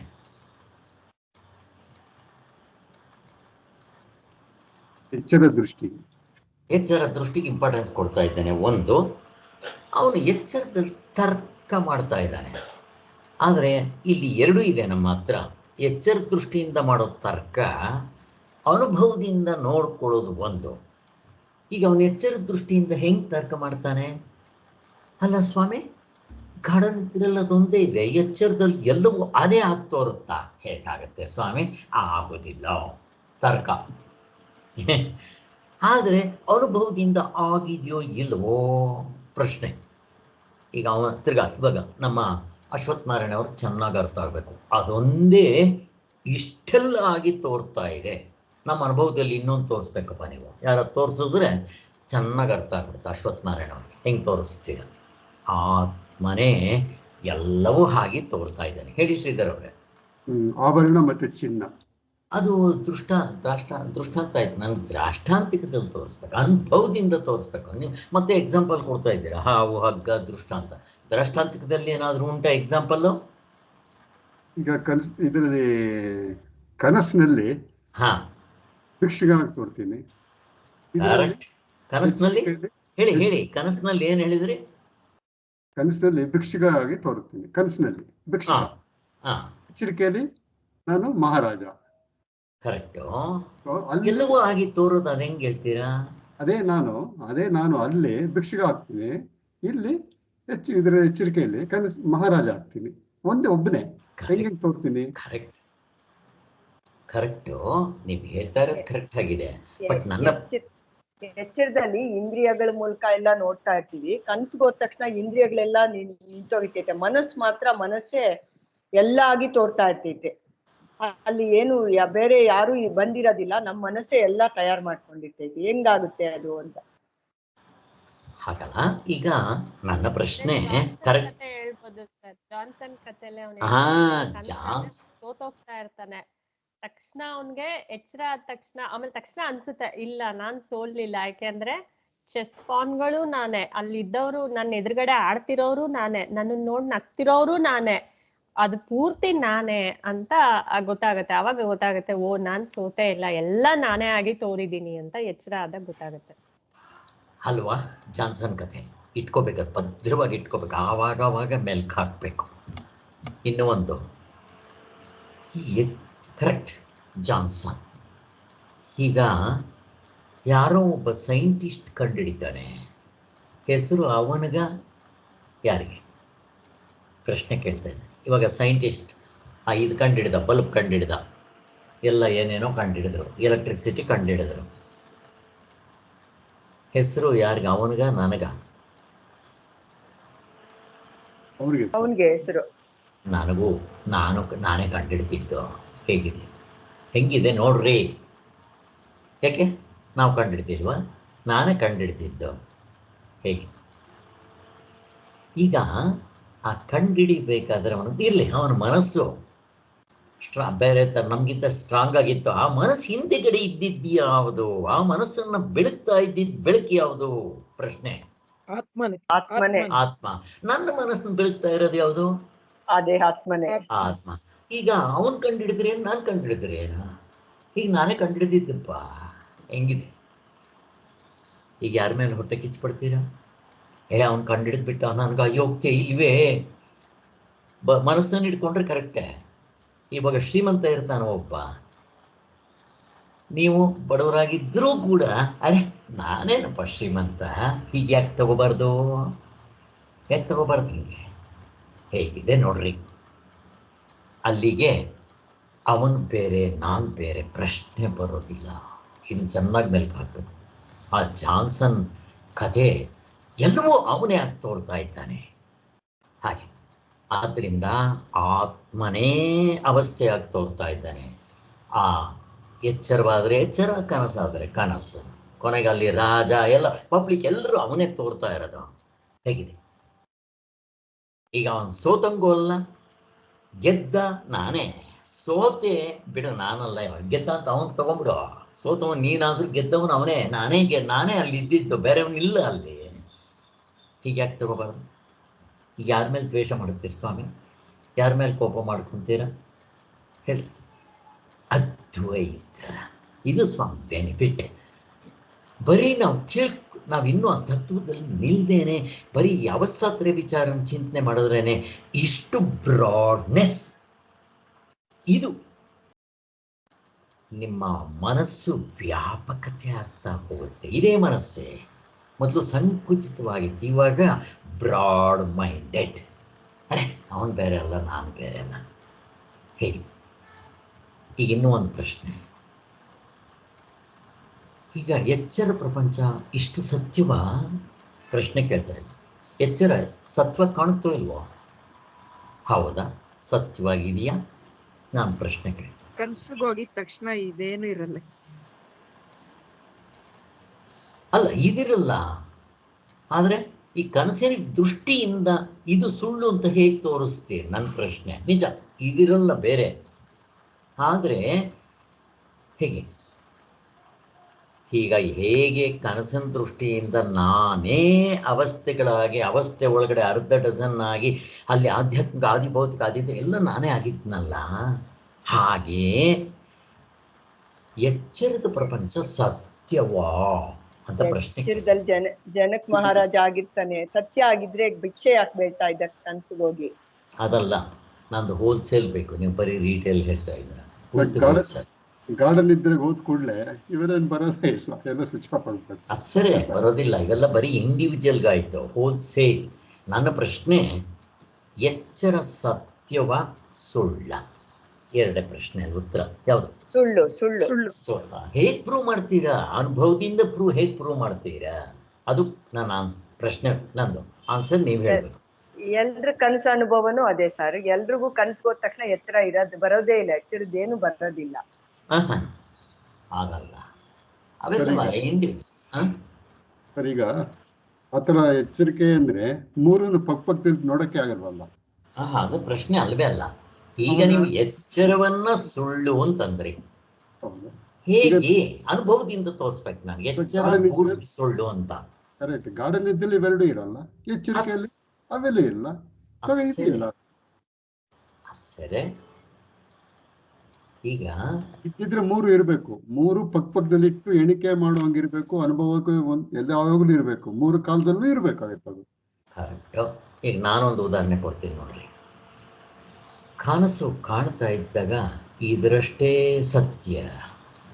ಅವನಲ್ಲಿ ಭಿಕ್ಷುಕ 12 ವರ್ಷ ಬರಗಾಲ 1 ವಾರದಿಂದ ತಿಂದಿಲ್ಲ. ಇಷ್ಟು ಎಚ್ಚರ ಈಗ ಎಷ್ಟು ಸತ್ಯ ಅಂತೀರೋ ಕನಸು ಕಾಣುವಾಗ ಅಷ್ಟೇ ಸತ್ಯ. ಎಲ್ಲಿವರೆಗೂ ಪ್ರಶ್ನೆ? ಎಚ್ಚರವಾಗವರೆಗೂ ಅಷ್ಟೇ. ಆಮೇಲೆ ಅದನ್ನ ನೀವೇ ಎಚ್ಚರಿಕೆ ಆದ ಕೂಡಲೇ ಹೊರಟು. ಅಷ್ಟೇ. ನೀವೇನಂತೀರ, ಕನಸೆಲ್ಲ ಬರೀ ಸುಳ್ಳು. ಹಾಗೆ ಎಚ್ಚರವನ್ನು ಯಾಕೆ ನೋಡಬಾರ್ದು ಅಂತ ಪ್ರಶ್ನೆ. ಎಚ್ಚರನ ಸತ್ಯ ಅಂತ ಇಟ್ಕೊಂಡ್ಬಿಟ್ಟಿದೀವಿ ಸರ್, ಅದರಿಂದ ನೋಡಕ್ ಆಗೋದಿಲ್ಲ. ಅದಕ್ಕೆ ಈಗ ನಮ್ಗೆ ಈ ಅನುಭವನೂ ಈಗ ಇನ್ನೊಂದ್ ನೋಡೋವರೆಗೂ ಇದನ್ನ ಹೊಡ್ದಾಕಕ್ ಬರಲ್ಲ. ನಾನ್ ಇನ್ನೊಂದ್ ನೋಡೋವರೆಗೂ ಎಚ್ಚರ ನೋಡ್ದಾಕಕ್ ಬರಲ್ಲ. ಕರೆಕ್ಟ್. ಇನ್ನೊಂದ್ ಎಚ್ಚರ ಆಗ್ಬೇಕು. ಕರೆಕ್ಟ್. ಜ್ಞಾನ ಆಗ್ಬೇಕು. ಈ ರೀತಿ ಇದು ಭಾವನೆ ಆದ್ರೂ ಮಾಡ್ರಿ. ಜ್ಞಾನ ಆಗ್ಬೇಕಾದ್ರೆ ನಾನು ಒಪ್ಕೊಂತೇನೆ, ಎಲ್ಲಾನು ಕರೆಕ್ಟೇ. ನಿಮ್ಗೆ 100% ಹೋಗ್ಬೇಕು ಅಂತಂದ್ರೆ ಜ್ಞಾನ ಆಗ್ಬೇಕು. ಅದಕ್ಕೆ ಜ್ಞಾನದಿಂದ ಮೋಕ್ಷ.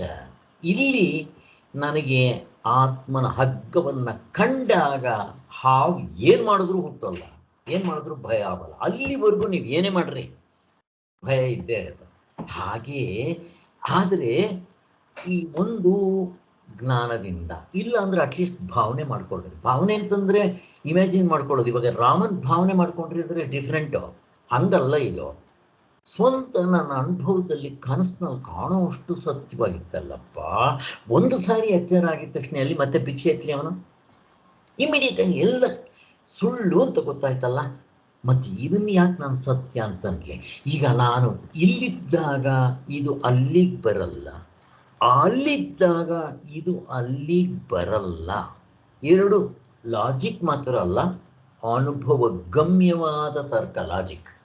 ಹಾಗೆ ನಾವು ನೋಡಿಕೊಂಡಾಗ ಅಟ್ಲೀಸ್ಟ್ ನೀವು ಭಾವನೆ ಅಂತಂದ್ರು, ರಾಮನ ಮೇಲೆ ಭಾವನೆ ಮಾಡೋದು ಬೇರೆ. ಅಲ್ಲಿ ಇಮ್ಯಾಜಿನ್ ಮಾಡ್ಕೋಬೇಕು ನಾನು, ಭಕ್ತಿ ಭಯ ಎಲ್ಲ ಇರಬೇಕಿಲ್ಲ. ಹಾಗಿಲ್ಲ, ನಾನು ಅನುಭವದಿಂದ ನೋಡ್ಕೊಂಡಿದ್ದೀನಿ ಅಲ್ವಾ. ಆದ್ದರಿಂದ ಎಷ್ಟೋ ಹತ್ರ ಬರ್ತೀವಿ ನಾವು. ಇಲ್ಲಿ ಏನಾದರೂ ಇರಲಿ, ಇಲ್ಲಿ ಇನ್ನು ಮುಂದಕ್ಕೆ ಹೋಗೋಣ. ಹಾಗಾದರೆ ಒಂದೇ ಅರಿವು ಬರಿಯ ಅರಿವಾಗಿಯೂ ಇದೆ, ಎಚ್ಚರ ಕನಸುಗಳ ಅರಿವಿನ ರೂಪವನ್ನು ತಾಳ್ತಾ ಇದೆ ಎಂದು ಹೇಳುವುದು ಹೇಗೆ ಸರಿಯಾದೀತು? ನಮ್ಮ ಅನುಭವ ನೋಡ್ಕೊಂಡ್ವಿ. ಇವಾಗ ಬರೀ ದೃಶ್ಯ ಪ್ರಪಂಚ ಎಚ್ಚರದಿಂದ ನೋಡ್ಕೊಂಡ್ರೆ ಗೊತ್ತಾಗಲ್ಲ. ಇದರಲ್ಲಿ 2 ಬಗೆಯ ಅರಿವುಗಳು ಎಷ್ಟೊಂದು ಭೇದವಿದೆ ನೋಡ್ರಿ. ಈಗ ಭೇದಗಳನ್ನ ಹೇಳ್ತಾ ಇದ್ದಾರೆ, ದೃಶ್ಯ ಪ್ರಪಂಚ ಅದೃಶ್ಯ ಪ್ರಪಂಚಕ್ಕೆ. ಈಗ ನಾವು ನಿದ್ರೆಯಲ್ಲಿದ್ದಾಗ ಅರಿವು ಒಂದೇ ಆಗಿರುತ್ತೆ. ಇರುವ ಅರಿವು, ಆನಂದ ಎಲ್ಲವೂ ಒಂದೇ ಆಗಿರುತ್ತಲ್ಲಿ. ಮತ್ತೆ ಈಗ ಅದರಲ್ಲಿ ನಿದ್ರೆಯಲ್ಲಿದ್ದಾಗ ಏನಾದರೂ ಯಾವಾಗ ಏರುಪೇರೇನಾದರೂ ಇರುತ್ತಾ? ನಿದ್ರೆಯಲ್ಲಿದ್ದಾಗ ಏರುಪೇರು ಇರುತ್ತಾ ಅಂತ ಕೇಳ್ತಾ ಇದ್ದೆ. ಇಲ್ಲ, ಇರಲ್ಲ. ಇಲ್ಲ. ಓಕೆ. ಏರುಪೇರು ಅಂದ್ರೆ ಏನು ಅಂದರೆ, ಇನ್ನು ಮುಂದಕ್ಕೆ ಅವರೇ ಹೇಳ್ತಾರೆ, ಅಲ್ಲಿ ಹುಟ್ಟು ಹೊಂದುಗಳು ಇಲ್ಲ ನಿದ್ರೆಯಲ್ಲಿ. ಇಲ್ಲ, ಹುಟ್ಟು ಹೊಂದುಗಳು ಇಲ್ಲ ಅಂದ್ರೆ ಅರ್ಥ ಏನು? ತೋರ್ಕೊಳ್ಳೋದು. ಅಲ್ಲ, ಹುಟ್ಟು ಹೊಂದುಗಳು ಕ್ಲೀನ್ ಆಗಿ ಹೇಳ್ತಾ ಇದ್ದಾರೆ. ಹುಟ್ಟು ಸಾವು ಆಮೇಲೆ ಇರೋದೇ ಇಲ್ಲ, ಮೊದಲು ಇರಲ್ಲ, ಆಮೇಲೆ ಬರುತ್ತೆ, ತಿರುಗಿ ಇರಲ್ಲ. ಇಲ್ಲಿ ದೃಶ್ಯ ಪ್ರಪಂಚದಲ್ಲಿ ಇಷ್ಟು ವೆರೈಟೀಸ್ ಇರುತ್ತೆ. ಯಾವುದೋ ಹುಟ್ಟಿದ ಮೇಲೆ ಸಾಯೋವರೆಗೂ 6 ಬದಲಾವಣೆಗಳಾಗುತ್ತೆ. ಆಧ್ಯಾತ್ಮಿಕ ಮಾತ್ರ ಅಲ್ಲ, ಆದಿಭೌತಿಕ ಆದಿದೈವಿಗೆಲ್ಲ ಅಲ್ವಾ ಇದು. ಆದರೆ ಗಾಢನಿದ್ರೆಯಲ್ಲಿ ಇದು ಪ್ರಶ್ನೆ ಇರಲ್ಲ ಅಂತ ಹೇಳ್ತಾ ಇದ್ದಾರೆ. 2 ಕಂಪೇರ್ ಮಾಡ್ತಾ ಇದ್ದಾರೆ. ಹಾಗೆ ಅಲ್ಲಿಗೆ ಹುಟ್ಟಿತು ಅಂದರೆ ಸಾಯೋದು ಗ್ಯಾರಂಟಿ. ಮಧ್ಯದಲ್ಲಿ 6 ಬದಲಾವಣೆಗಳು ಅಂತ ಹೇಳ್ತೀವಿ. ಎಲ್ಲದಕ್ಕೂ ಹೋಲ್ಸೇಲಾಗಿ ತೊಗೊಂಡ್ಬಿಡ್ಬೇಕು. ಆದರೆ ಇದು ಅವಸ್ಥೆಗಳಿಗೆ ಮಾತ್ರ ಇದು ಹೊಂದೋದಿಲ್ಲ. ಏನು ಹೊಂದಲ್ಲ ಅವಸ್ಥೆಗಳಿಗೆ?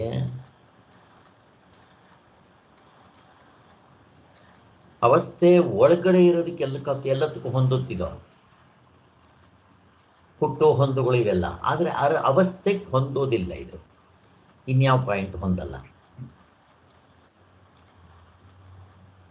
ಕಷ್ಟ ಇದೆಯಾ? ಅರ್ಥ ಆಯ್ತಾ? ಅರ್ಥ ಆಗದಿದ್ರೆ ಇನ್ನೊಂದು ಥರ ಕೇಳ್ತೀನಿ, ಬೇರೆ ಥರ. ಇನ್ನೂ ಸಲ ಕೇಳಿ ಸರ್. ಹಾ, ಈಗ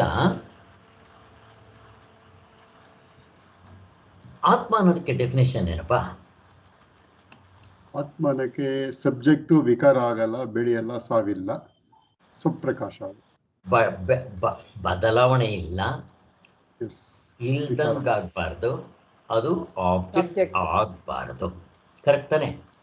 ಕರೆಕ್ಟ್. ಈಗ ಆಧ್ಯಾತ್ಮಿಕ, ಆದಿಭೌತಿಕ, ಆದಿದೈವಿಕ ಎಲ್ಲವೂ, ಅಥವಾ ಕಾಲದೇಶ ಅರ್ಧ ಡಜನ್ ನಾವೇನು ಹೇಳ್ತೀವೋ ಇವು ಎಲ್ಲವೂ ಆಗ್ತಾ ಇದೆ ಅಲ್ವಾ? ಆಗ್ತಾ ಇದೆ. ಈಗ ಈ ಒಂದು ಇದನ್ನಿಟ್ಕೊಂಡು ಅವಸ್ಥೆಗಳಿಗೆ ಹೋಲಿಸಿದ್ರೆ ಏನು ವ್ಯತ್ಯಾಸ ಇದೆ ಅಂತ ನನ್ನ ಪ್ರಶ್ನೆ. ಅವಸ್ಥೆಗಳಿಗೆ ಅವಸ್ಥೆಗಳು ಬದಲಾಗೋದಿಲ್ಲ.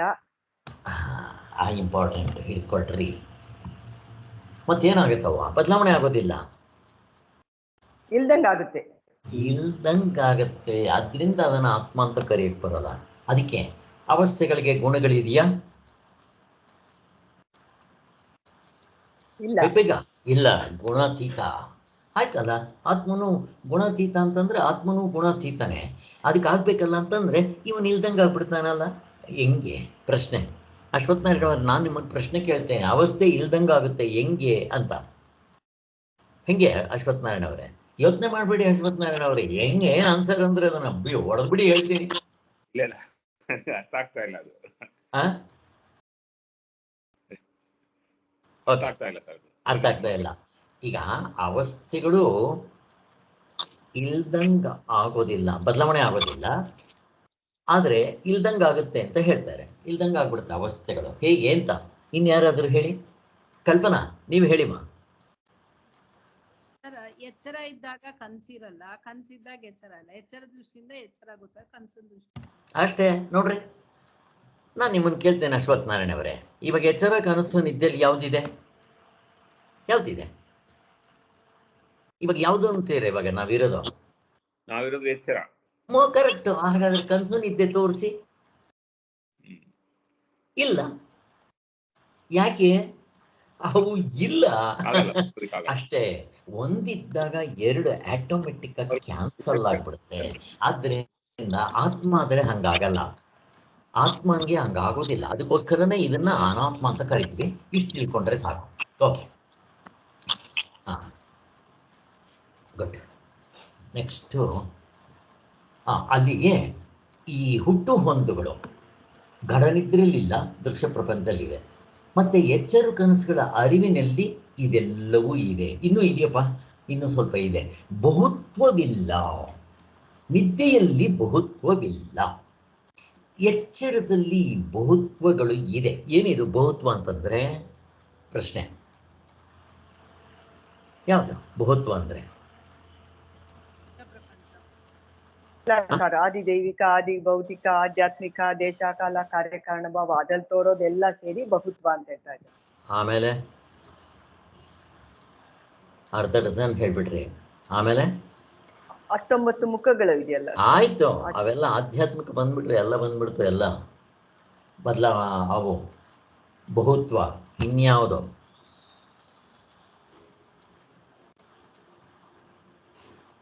ಮುಖ್ಯವಾಗಿ ಭೌತಿಕ ಎಲ್ಲ ಆಗೋಯ್ತು. ಅರ್ಧ ಡಜನ್ ಪೂರ್ತಿ ಮುಗಿದೋಯ್ತು. ಇನ್ಯಾವುದು? ಒಂದು ಇಂಪಾರ್ಟೆಂಟ್ ಬಿಡ್ತಾ ಇದ್ದೀರಿ ನೀವು. ಅವಸ್ಥೆಗಳು ಬಿಡಬೇಡಿ. ಇವಾಗ ಅವಸ್ಥೆಗಳು ಮಲ್ಟಿಪ್ಲಿಸಿಟಿ 3 ಇದೆಯಾ ನೋಡ್ರಿ. ಅದು ಅಲ್ಲಿ ಏನ್ ಹೇಳ್ತಾರೆ? ಬಹುತ್ವವಿಲ್ಲ. ಎಚ್ಚರದಲ್ಲಿ ನೋಡ್ರಿ 3 ಅವಸ್ಥೆಗಳು ಹೇಳ್ತೀವಿ. ಯಾಕೆ? ನಿದ್ದೆವರೆಗೆ ಏನು ಹೋಗ್ಬೇಡಿ, ನೀವು ಎಚ್ಚರದಲ್ಲೇ 3 ತೋರಿಸ್ರಿ ನೋಡೋಣ. ಎಲ್ಲಪ್ಪ ಒಂದ್ರ ಪಕ್ಕದಲ್ಲಿಟ್ಟು ತೋರಿಸ್ರಿ ರಾಮ ಕೃಷ್ಣ ಗೋವಿಂದ ಅಂತ ತೋರ್ಸಕ್ಕೆ ಬರಲ್ಲ. ಆದ್ದರಿಂದ ಇಲ್ಲಿ ಅವಸ್ಥೆಗಳು ಬಹುತ್ವ 3 ಅಂತ ಕಾಣಿಸುತ್ತೆ. ದೃಶ್ಯ ಪ್ರಪಂಚದಿಂದ ನಾವು ನೋಡಿದ್ರೆ, ಎಚ್ಚರದ ದೃಷ್ಟಿಯಿಂದ ನೋಡಿದ್ರೆ, ಎಚ್ಚರ ಕನಸು ನಿದ್ದೆ 3 ಎಣಿಸ್ಬಿಡ್ತೀವಲ್ಲ. ಭೇದವಿಲ್ಲ. ಗಾಢನಿದ್ರೆಯಲ್ಲಿ ಭೇದ ಇಲ್ಲ, ಈ ದೃಶ್ಯ ಪ್ರಪಂಚದಲ್ಲಿ ಭೇದ. ನಾನು ಬೇರೆ, ನೀನು ಬೇರೆ, ಗಂಡಸು ಹೆಂಗಸು, 4 ಕಾಲು ಪ್ರಾಣಿ, 2 ಕಾಲು ಪ್ರಾಣಿ ಅಲ್ವಾ? ಕೆಲವು ಹಾರೋ ಅಕ್ಷಿಗಳು, ರೆಕ್ಕೆ ಇರುವಂಥದ್ದು ಭೇದ. ಮತ್ತು ಮನುಷ್ಯರಲ್ಲೂ ಭೇದ. ಗಂಡಸು ಹೆಂಗಸು, ಶ್ರೀಮಂತ ಬಡವ, ಆರೋಗ್ಯ ಕುರುಬಿ, ಹೀಗೆಲ್ಲ ಭೇದ ಇದೆ. ಧರ್ಮ ಧರ್ಮಿ ಭಾವವಿಲ್ಲ. ಫಸ್ಟ್ ಆಫ್ ಆಲ್ ಗಾಢನಿದ್ರೆಯಲ್ಲಿ ಧರ್ಮ ಧರ್ಮಿ ಅಥವಾ ಧರ್ಮ ಅಧರ್ಮ, ಗಾಢನಿದ್ರೆಯಲ್ಲಿ ಧರ್ಮ ಅಧರ್ಮ ಇದೆಯಾ? ಇಲ್ಲ. ಇಲ್ಲ. ಕಲ್ಪನಾ ಇಲ್ಲ. ಧರ್ಮ ಅಧರ್ಮಗಳು ಅಂದರೆ ಏನರ್ಥ? ಏನರ್ಥ ಮಾಡ್ಕೋಬೇಕು? ಗಾಢನಿದ್ರೆಯಲ್ಲಿ ಧರ್ಮ ಅಧರ್ಮ ಇಲ್ಲ ಅಂತಂದ್ರೆ, ಈಗ ಧರ್ಮ ಅಧರ್ಮ ಇದೆ ದೃಶ್ಯ ಪ್ರಪಂಚದಲ್ಲಿ ಇದೆಯಾ?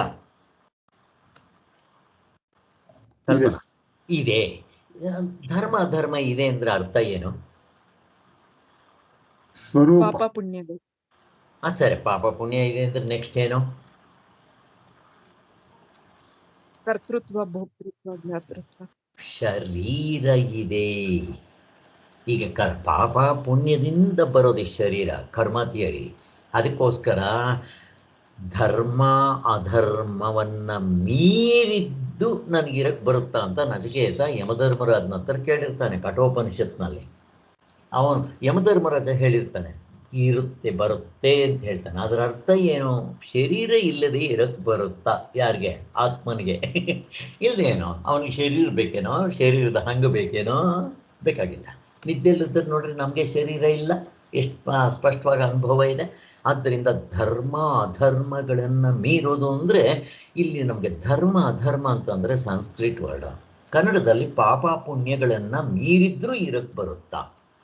ಈಗ ನಮ್ಗೆ ಶರೀರ ಬರಬೇಕಾದ್ರೆ ಪಾಪ ಪುಣ್ಯವೇ ಕಾರಣ.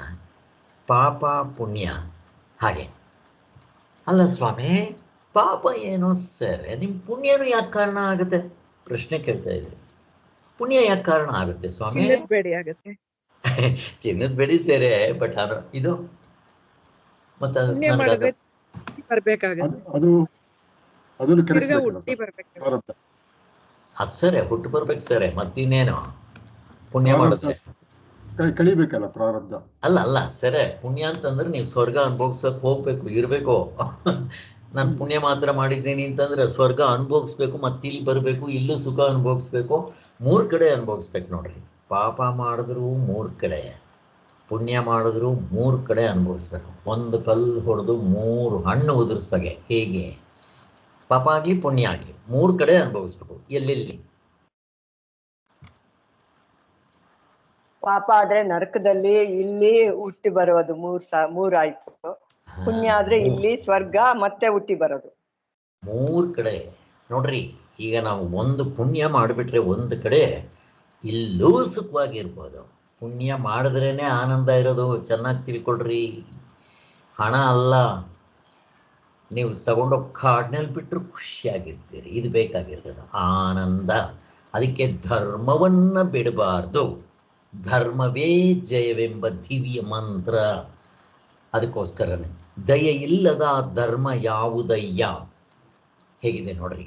ಅಹಿಂಸಾ ಪರಮೋ ಧರ್ಮ, ಎಲ್ಲ ಒಂದೇ.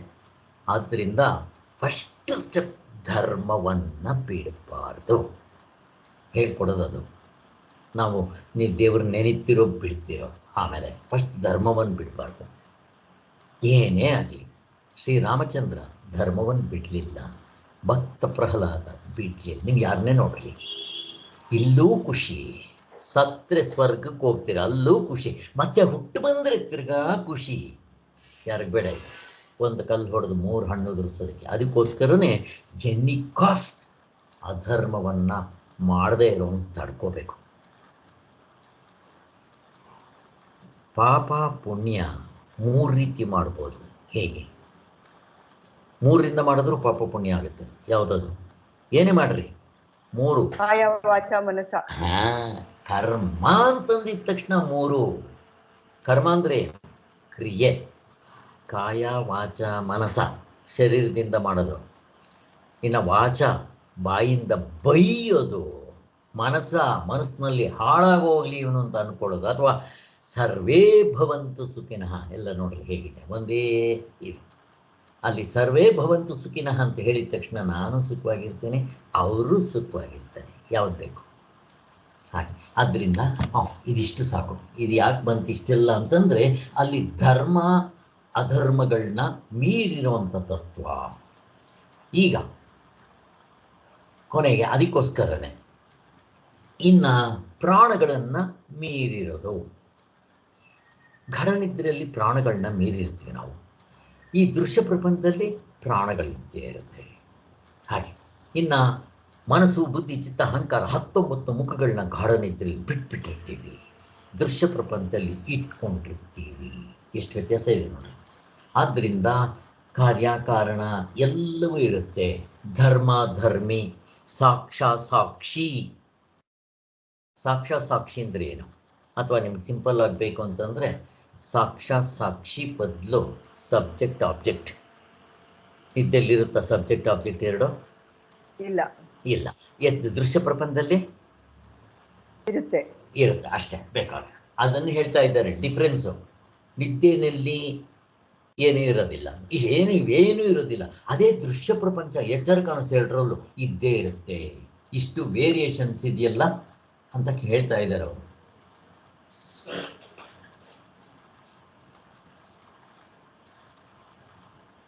ಎಚ್ಚರದ ತಿಳುವಳಿಕೆ ಬೆಳೆಯುತ್ತಲೇ ಇರುತ್ತದೆ. ಒಬ್ಬೊಬ್ಬರಲ್ಲ ಒಂದು ಪರಿಣಾಮ ಆಗ್ತಾ ಇರುತ್ತೆ. ಒಂದೊಂದು ಜನಾಂಗದಲ್ಲಿ ಒಂದೊಂದು ಅಂತಸ್ತಿನಲ್ಲಿರುತ್ತೆ.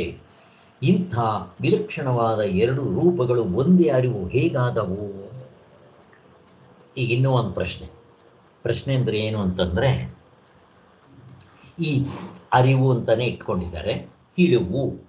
ಈ ತಿಳಿವು ಎಚ್ಚರದಲ್ಲಿ ಬದಲಾವಣೆ ಆಗ್ತಾ ಇರುತ್ತೆ. ಹೇಗೆ? ಮನಸ್ಸಿಟ್ಕೊಳ್ಳಿ, ಬುದ್ಧಿ ಇಟ್ಕೊಳ್ಳಿ, ಅಥವಾ ಅಂತಃಕರಣ ಇಟ್ಕೊಳ್ರಿ, ಏರುಪೇರಾಗ್ತಾ ಇರುತ್ತೆ. ಹೇಗೆ ಅಂತ ಪ್ರಶ್ನೆ ಕೇಳಿ. ಅವು ಬೆಳೀತಾ ಇರುತ್ತೆ. ಬುದ್ಧಿ ಜಾಸ್ತಿ ಇರುತ್ತೆ, ಬುದ್ಧಿ ಕಮ್ಮಿ ಇರುತ್ತೆ, ಹಾಗೆ ಏರುಪೇರಾಗ್ತಾ ಇರುತ್ತೆ. ಚಿತ್ತವೃತ್ತಿ ಸರ್, ಚಿತ್ತ, ಅಹಂಕಾರದಲ್ಲಿ ಎಲ್ಲ ಬೇರೆ ಬೇರೆ ಆಗ್ತಾ ಇರುತ್ತೆ. ಚಿತ್ತವೃತ್ತಿಯಿಂದ. ಆದ್ದರಿಂದ ಅಲ್ಲಿಗೆ 60 ವರ್ಷ ಆದಮೇಲೆ ಅರಳೋ ಮರಳೋ ಇವೆಲ್ಲ ಆಗ್ತಾ ಇರುತ್ತೆ. ಮತ್ತು ಒಂದು ಜನಾಂಗಕ್ಕಿಂತ ಇನ್ನೊಂದು ಜನಾಂಗದಲ್ಲಿ ಏರುಪೇರಾಗ್ತಾ ಇರುತ್ತೆ. ಬುದ್ಧಿ, ಬ್ರಾಹ್ಮಣರಲ್ಲಿ ಬುದ್ಧಿ ಜಾಸ್ತಿ ಅಂತಾರೆ, ಹಾಗೆ ಇವೆಲ್ಲ ಇದ್ದೇ ಇರುತ್ತೆ. ಆದ್ದರಿಂದ ಇಲ್ಲಿ ಪ್ರಶ್ನೆ ಏನು ಅಂದರೆ, ಅಲ್ಲ ಸ್ವಾಮಿ, ನಿದ್ದೆಯಲ್ಲಿ ನೋಡಿದ್ರೆ ಏನೂ ಇಲ್ಲ, ಎಚ್ಚರದಲ್ಲಿ ನೋಡಿದ್ರೆ ಇಷ್ಟು ವೆರೈಟಿ ಹೇಗೆ? ನೀವೇನು ಹೇಳ್ತೀರಾ? ಆ ಆತ್ಮನೇ ಹೀಗೆ ತೋರ್ತಾ ಇದ್ದಾನೆ ಅಂತೀರಲ್ಲ ಅಂತ ಒಂದು ಪ್ರಶ್ನೆ. ಈ ವಿಲಕ್ಷಣವಾದ ಎರಡು ರೂಪಗಳು ಒಂದೇ ಅರಿವು ಹೇಗೆ ಆದಾವು ಅಂತ ಪ್ರಶ್ನೆ ಒಂದು ಅವನು ಕೇಳ್ತಾ ಇದ್ದಾನೆ. ಪೂರ್ವ ಪಕ್ಷಿ ಹಂಗಾಗ ಸ್ವಾಮಿ ಅಂತ ಕೇಳ್ತಾ ಇದ್ದಾನೆ. ಏನು ಉತ್ತರ ಕೊಡ್ತೀರಾ? ನಿದ್ದೆಯಲ್ಲಿ ಎಲ್ಲ ಒಂದೇ ಆಗಿರುತ್ತೆ. ಅಸರೇ ಕರೆಕ್ಟ್. ದೃಶ್ಯ ಪ್ರಪಂಚದಲ್ಲಿ ಬುದ್ಧಿವಂತನ ಅರಿವು, ದಡ್ಡನ ಅರಿವು ಎಲ್ಲಾನು ಒಂದೇ ಆಗಿರುತ್ತೆ. ಅಸರೇ ಅವನ ಪ್ರಶ್ನೆ.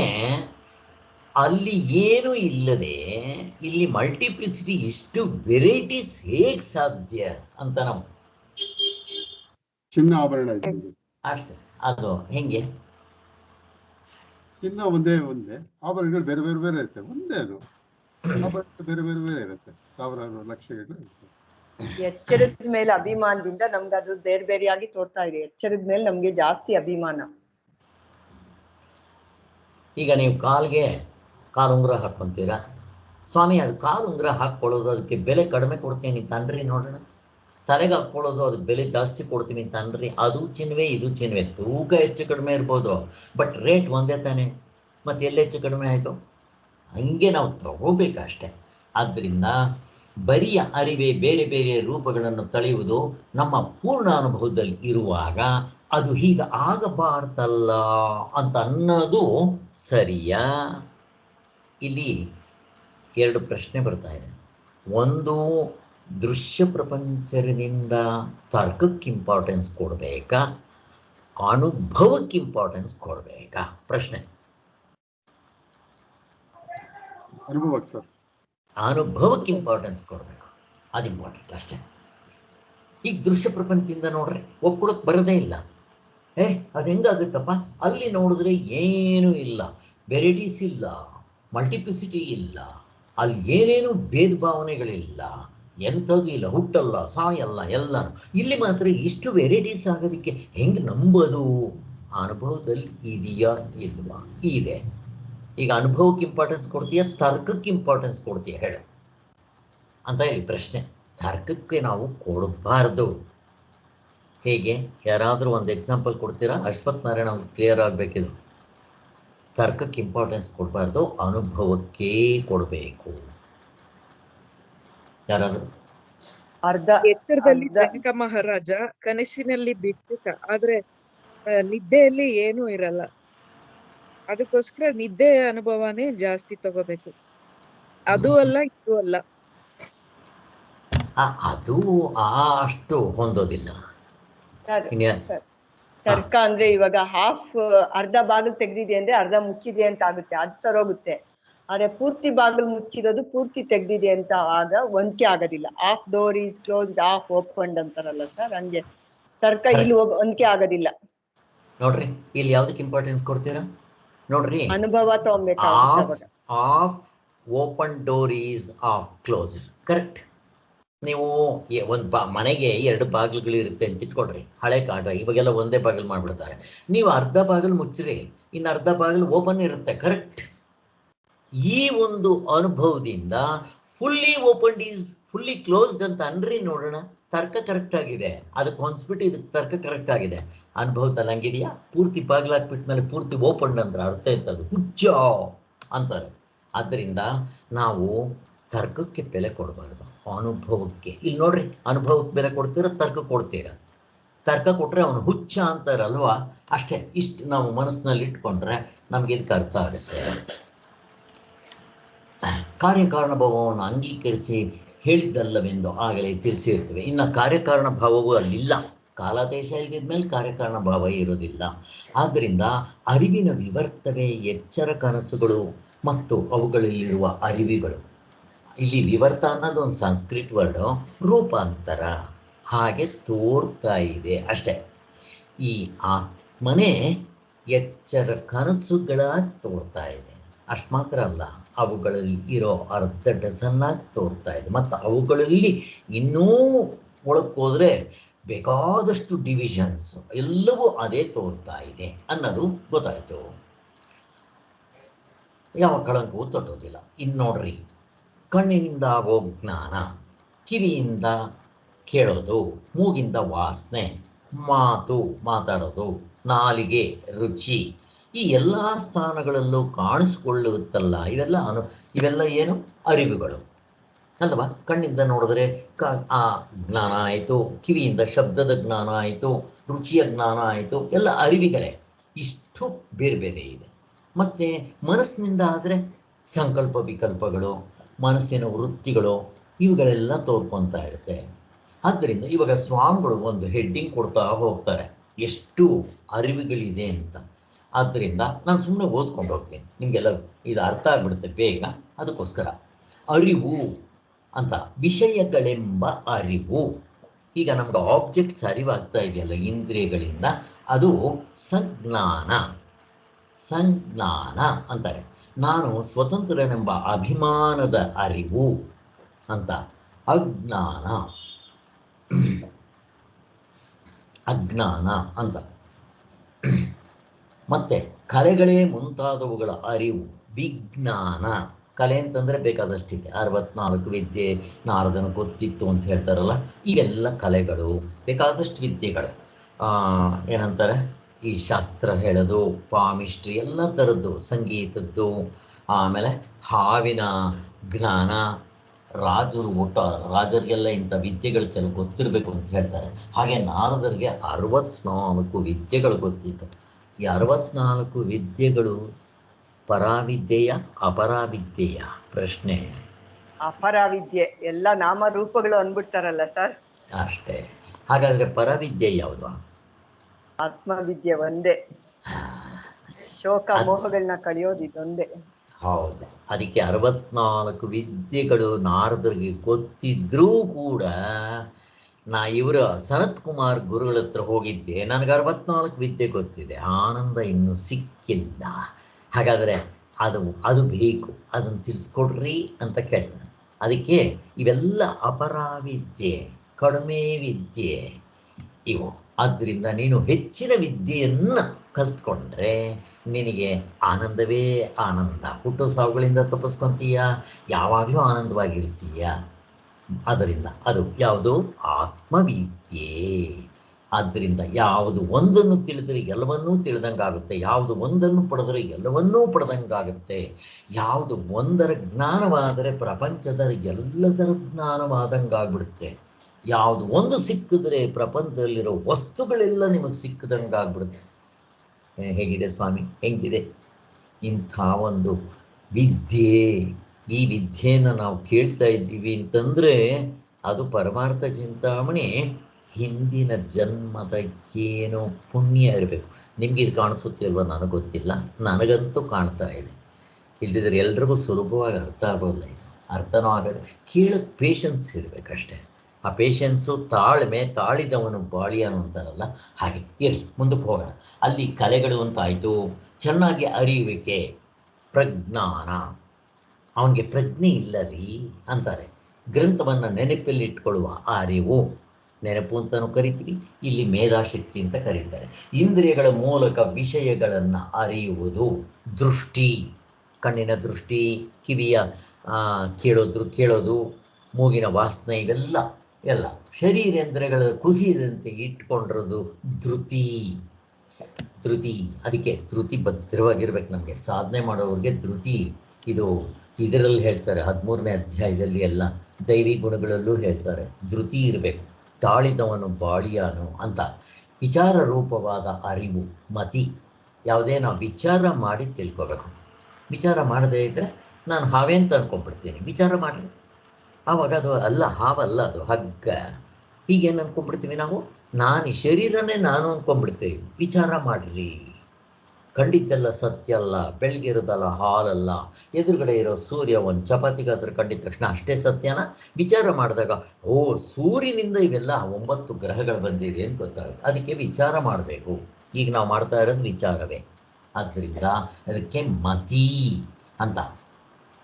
ಅವರಿಗೆ ಮತಿಭ್ರಮಣೆ ಆಗಿದೆ ಅಂತಲೂ ಕೆಲವರು ಹೇಳ್ತಾರೆ. ವಿಚಾರವನ್ನು ಮಾಡುವ ಕರ್ತೃತ್ವದ ಅರಿವು ಮನೀಷ, ಮನಸ್ಸು. ಎಲ್ಲಿ ಮನಸ್ಸಿದ್ರೆ ಅವನ ಮನುಷ್ಯ ಅಂತ ಕರೀತಾರೆ. ಮನುಷ್ಯ ಅಂತ ಹೆಸರು ಬರೋದಕ್ಕೆ ಅವನಿಗೆ ಈ ಮನೀಷ ಅನ್ನೋದಿದ್ದರಿಂದಲೇ ಅವನು ಮನುಷ್ಯನಾದದ್ದು. ವ್ಯಥೆಯನ್ನು ಅನುಭವಿಸುವ ಅರಿವು ಜ್ಯೋತಿ. ದುಃಖ, ವ್ಯಥೆ, ಶೋಕ, ಇವು ಜ್ಯುತಿ ಹೆಸರುಗಳು ಕೊಟ್ಟಿದ್ದಾರೆ. ನಾವು ಗೊತ್ತಿಲ್ಲದೆ ಇರ್ಬೋದು, ತೊಂದರೆ ಇಲ್ಲ, ಸುಮ್ಮನೆ ಒಂದು ಸಾರಿ ತಿಳ್ಕೊಂಡ್ರೆ ಸಾಕು. ನೆನಪೆಂಬ ಅರಿವು ನೋಡ್ರಿ, ಇಲ್ಲಿ ಸ್ಮೃತಿ ಅಂತ ಕರೀತಾರೆ, ಆವಾಗಲೇ ಮೇಧಾಶಕ್ತಿ ಅಂತ ಕರೆದಿದ್ದು. ಮತ್ತು ಇದು ಬಿಳುಪು, ಇದು ಕಪ್ಪು ಅಂತ ಬಣ್ಣಗಳನ್ನ ವಿಂಗಡಿಸ್ಕೊಂತೀವಲ್ಲ, ಅದು ಕ್ರತು. ಬದುಕಿರುವಕ್ಕೆ ಮಾಡುವ ಕೃತಿಗಳಿಗೆ ತೋರಿಕೊಳ್ಳುವ ಅರಿವು ಅಸು. ಹಾಗೆ ನಾವು ಬದುಕಿರ್ಬೇಕಾದ್ರೆ ಏನೇನು ಬೇಕು? ಹಸಿವು, ಬಾಯಾರಿಕೆ, ಪ್ರಾಣಗಳಿರಬೇಕು ಅದಕ್ಕೆ. ಹಾಗೆ ಮತ್ತು ನನಗೆ ಕೆಲವು ವಸ್ತುಗಳ ಮೇಲೆ ಮೋಹ ಬರುತ್ತೆ, ಅದಕ್ಕೇನಂತೀವಿ? ಕಾಮ ಒಂದಿದ್ದರೆ ಕಾಮ, ಕ್ರೋಧ, ಲೋಭ, ಮೋಹ, ಮದ, ಮಾತ್ಸರ್ಯಗಳು ಇವು ನಿಜವಾಗ್ಲೂ ಸತ್ಯ ಅಲ್ಲ, ಹುಸಿ ತೋರಿಕೆಗಳು. ಇವು ಇಲ್ಲದೆ ಇರೋವು. ನಾವಿವನ್ನು ಸತ್ಯವಾಗಿ ಹಿಡ್ಕೊಂಡ್ಬಿಟ್ಟಿದ್ದೀನಿ ನಾನು. ಆತ್ಮನಲ್ಲಿ ಇವು ಯಾವುದೂ ಇಲ್ಲ. ಇವು ಇಷ್ಟು ಹೇಳ್ತಾರಲ್ಲ, ಇವಿಷ್ಟು ವೆರೈಟಿಗಳಾಗ್ತಾ ಇದೆ. ನಾವು ಅರಿವು ಅಂತ ಒಂದು ತೊಗೊಂಡ್ಬಿಡ್ತೀವಿ, ಬರೀ ಅಂತಃಕರಣ ಅಂತ 4 ತೊಗೊಂಡ್ಬಿಡ್ತೀವಿ. ಬಟ್ ಇಷ್ಟು ವೆರೈಟೀಸ್ ಇದೆ ಅಂತ ಸ್ವಾಮಿಗಳು ತೋರಿಸ್ತಾ ಇದ್ದಾರೆ. ಆಮೇಲೆ ಬೆರೆಯುವುದು, ವಶೀಕರಣ ಅಂತಂಗೆಲ್ಲ ಅಂತಾರೆ. ವಶೀಕರಣ ಬೇರೆ, ಬೆರೆಯುವುದು. ಮನುಷ್ಯರು, ಪ್ರಾಣಿಗಳು, ಸಂಘಜೀವಿಗಳು ಒಂದು ಕಡೆ ಅವರವರೇ ಒಬ್ಬೊಬ್ಬರೇ ಇರಕ್ಕೆ ಬರಲ್ಲ, ಅವರಿಗೆ ಕಂಪ್ನಿ ಬೇಕು. ಅದಕ್ಕೋಸ್ಕರ ಆದ್ದರಿಂದ ಇವೆಲ್ಲವೂ ಬರೀ ಅರಿವಿನ ಹೆಸರುಗಳೇ.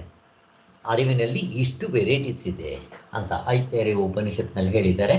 ಇನ್ನು ಇಷ್ಟು ಬಿಟ್ಬಿಡ್ರಿ, ಇನ್ನು ಬ್ರಹ್ಮ, ಇಂದ್ರ, ಪ್ರಜಾಪತಿ, ದೇವತೆಗಳು, ಪಂಚ ಭೂತಗಳು, ಚರಾಚರ ಪ್ರಾಣಿಗಳು, ಇದು ಯಾರಾದರೂ ಒಂದು ಆರ್ಡ್ರ್ನೆಲ್ಲ ಹೇಳ್ಕೊಂಡ್ಬಿಡ್ತಾರೆ ಮೇಲಿಂದ. ನಾನು ಇವಾಗೆಲ್ಲ ಹೇಳಿದ್ದೀನಲ್ಲ ಅದನ್ನು ಆರ್ಡ್ರು. ಬ್ರಹ್ಮ, ಇಂದ್ರ, ಪ್ರಜಾಪತಿ, ದೇವತೆಗಳು, ಪಂಚಭೂತಗಳು, ಚರಾಚರ ಪ್ರಾಣಿಗಳು ಎಲ್ಲವೂ ಈ ಬರಿಯ ಅರಿವೇ. ಎಷ್ಟು ಬಗೆಯ ಉಪಾಧಿಗಳಿಂದ ತೋರ್ಕೊಂಡ್ರೆ ಅದು ಒಂದೇ ಅಖಂಡವಾಗಿದೆ, ಅಂದರೆ ಆತ್ಮನೇ ಆಗಿದೆ. ಮೇಲ್ಗಡೆಯಿಂದ ಹೇಳ್ಕೊಂಬರಕ್ಕೆ ಬರುತ್ತೆ ಯಾರಿಗಾದರೂ? ವೆರೈಟೀಸ್ ಇಷ್ಟಿರುತ್ತೆ, ಬಟ್ ಎಲ್ಲರಲ್ಲೂ ಆತ್ಮನೇ ಇರೋದು, ಅದೇ ಅರಿವೇ ಮೇಲ್ಗಡೆಯಿಂದ. ಓಕೆ, ನಾನೇ ಹೇಳ್ಬಿಡ್ತೀನಿ. ಇದು ಮೇಲ್ಗಡೆ ಅಂತ ಅಂದಿದ ತಕ್ಷಣ ಆತ್ಮನ್ ಕೆಳಗಡೆ ಬಂದಿದ್ದ ತಕ್ಷಣ ಸಬಾರ್ಡಿನೇಟ್ಸ್, ಸೃಷ್ಟಿ ಸ್ಥಿತಿ ಲಯ, ಚತುರ್ಮುಖ ಬ್ರಹ್ಮ, ಇಲ್ಲಿ ಸೃಷ್ಟಿ ಆಗಿರೋದ್ರಿಂದ ಚತುರ್ಮುಖ ಬ್ರಹ್ಮ ಅಂತ ತಗೊಂತೀವಿ. ಅವನ ಕೆಳಗಡೆ ಅವನು ಪ್ರಪಂಚವನ್ನು ಸೃಷ್ಟಿ ಮಾಡೋಕ್ಕೆ ಮೊದಲು ಒಬ್ಬ ಮನುಷ್ಯನ ಸೃಷ್ಟಿ ಮಾಡಿದ್ನಂತೆ. ಅವನು ಪ್ರಜಾಪತಿ ಅಂತ, ಅವನು ಸೂಕ್ಷ್ಮ ಶರೀರ, ಅವನು ಪ್ರಜಾಪತಿ. ಅವನೇನನ್ನು ಅವನು ಹುಟ್ಟಿದ ತಕ್ಷಣ ಅಹಂ ಅನ್ನಂತೆ, ನಾನು ಅನ್ನಂತೆ. ನಾವು ಅವನ ಮರಿಮಕ್ಕಳಾಗಿರೋದರಿಂದ, ಅವನ ವಂಶದವರಾಗಿರೋದರಿಂದ ನಾವು ಹುಟ್ಟಿದ ತಕ್ಷಣ ಅಹಂ ಅಹಂ ಅಹಂ ಅಂದರೆ ನಾನು, ಅಹಂ ಮಮಃ, ನಾನು ನನ್ನದು ಅಂತೀವಿ ನಾವು ಹುಟ್ಟಿದ ತಕ್ಷಣ. ಪ್ರಾಣಿಗಳಿಂದ ಹಿಡಿದು, ಆ ನಾಯಿ ಬಾಲ ಮುಟ್ರೆ ಗೊರ್ರನ್ನುತ್ತೆ, ಬಾಲದಿಂದ ಹಿಡಿದು ತಲೆವರೆಗೂ ನಾನು ಅಂತ. ನಾವು ಹಾಗೆ ಪ್ರತಿಯೊಬ್ಬರು ನಮ್ಮನ್ನು ಕೆಣಕ್ರೆ ಏನು ಕೋಪ ಬರುತ್ತೆ. ಆದ್ದರಿಂದ ನಾನು ನಾನು ಇಲ್ಲಿ ಅಹಂ ಅನ್ನೋದು ಯಾವುದಕ್ಕೆ ಹೇಳ್ತಾರೆ, ಮಮಃ ಅನ್ನೋದು ಯಾವುದಕ್ಕೆ ಹೇಳ್ತಾರೆ, ನಾನು ನನ್ನದು ನಾನು ಅನ್ನೋದು ಯಾವುದಕ್ಕೆ ಹೇಳ್ತಾರೆ ಇಲ್ಲಿ? ಗೌಣಾತ್ಮ. ಗೌಣಾತ್ಮ, ಜೀವಾತ್ಮ, ಡೂಪ್ಲಿಕೇಟ್ ಐ, ಅವೆಲ್ಲ ಏನು ಬೇಕಾದರೂ ಕರ್ಕೊಬೋದು. ಅಹಂಕಾರ, ಅದಕ್ಕೆ ಅಹಂ ಅಂತ. ಮಮಃ ನನ್ನದು, ನನ್ನದು ಅಂದರೆ ಯಾವುದು? ನಿತ್ಯಾತ್ಮ.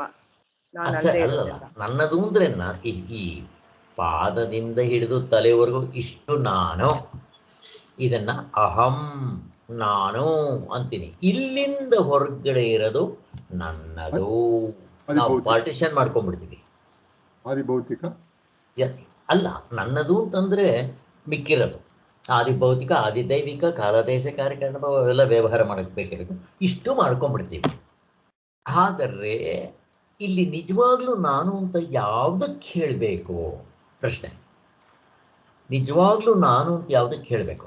ನಮ್ಮ ಸ್ವರೂಪಕ್ಕೆ, ನಮ್ಮ ಸ್ವರೂಪಕ್ಕೆ ಹೇಳಬೇಕು. ಅದೇ ನಿಜವಾಗ್ಲೂ ನಾನು. ಅದಕ್ಕೋಸ್ಕರನೇ ಇಲ್ಲಿ ಅಹಂ ಅಂತೀವಲ್ಲ, ಅದನ್ನ ಅಹಂ ಬ್ರಹ್ಮಾಸ್ಮಿ, ನಾನೇ ಆತ್ಮನಾಗಿದ್ದೇನೆ. ಅಲ್ಲೂ ಅಹಂ, ಆದರೆ ಬ್ರಹ್ಮಾಸ್ಮಿ, ಅಹಂ ಬ್ರಹ್ಮಾಸ್ಮಿ. ಇಲ್ಲಿ ಅಹಂ ಜೀವಪ್ಪ ಇಷ್ಟೇ ವ್ಯತ್ಯಾಸ. ಅಲ್ಲಿ ಬ್ರಹ್ಮನಾಗಿರ್ತೀವಿ, ನಾನು ಬ್ರಹ್ಮನಾರೆ. ಅಹಂ ಮನೋಹೋ ಅಂತ ಹೇಳ್ತಾನಲ್ಲ ಅವನು, ಹಾಗೆ ಅಹಂ ಸೂರ್ಯ, ನಾನೇ ಸೂರ್ಯ ಅಂತ ಅವನಿಗೆ ಜ್ಞಾನ ಆಯಿತು ಅಂತ ಹೇಳ್ತಾರಲ್ಲ ವಾಮದೇವನಿಗೆ, ಹಾಗೆ ಇರಲಿ. ಅಲ್ಲಿಗೆ ಮೇಲ್ಗಡೆಯಿಂದ ಬಂದಾಗ ಚತುರ್ಮುಖ ಬ್ರಹ್ಮ, ಆಮೇಲೆ ಅದೇ ಬ್ರಹ್ಮಲೋಕ. ನಾವು ಉಪಾಸನೆ ಮಾಡಿದ್ರೆ ಬ್ರಹ್ಮಲೋಕಕ್ಕೆ ಹೋಗ್ತೀವಿ. ಅವನಿಗಿಂತ ಕೆಳಗಡೆ ಅವನು ಸೃಷ್ಟಿ ಮಾಡಿದಾಗ ಎರಡು ಥರ ಸೃಷ್ಟಿ ಮಾಡ್ತಾನಂತವನು. ಒಂದು ಪ್ರವೃತ್ತಿ ಮಾರ್ಗ, ಇನ್ನೊಂದು ನಿವೃತ್ತಿ ಮಾರ್ಗ. ಪ್ರವೃತ್ತಿ ಮಾರ್ಗ ಅಂತಂದರೆ ಕರ್ಮಕಾಂಡ, ಉಪಾಸನಾ ಕಾಂಡ. ನಿವೃತ್ತಿ ಮಾರ್ಗ ಅಂದರೆ ಜ್ಞಾನಕಾಂಡ.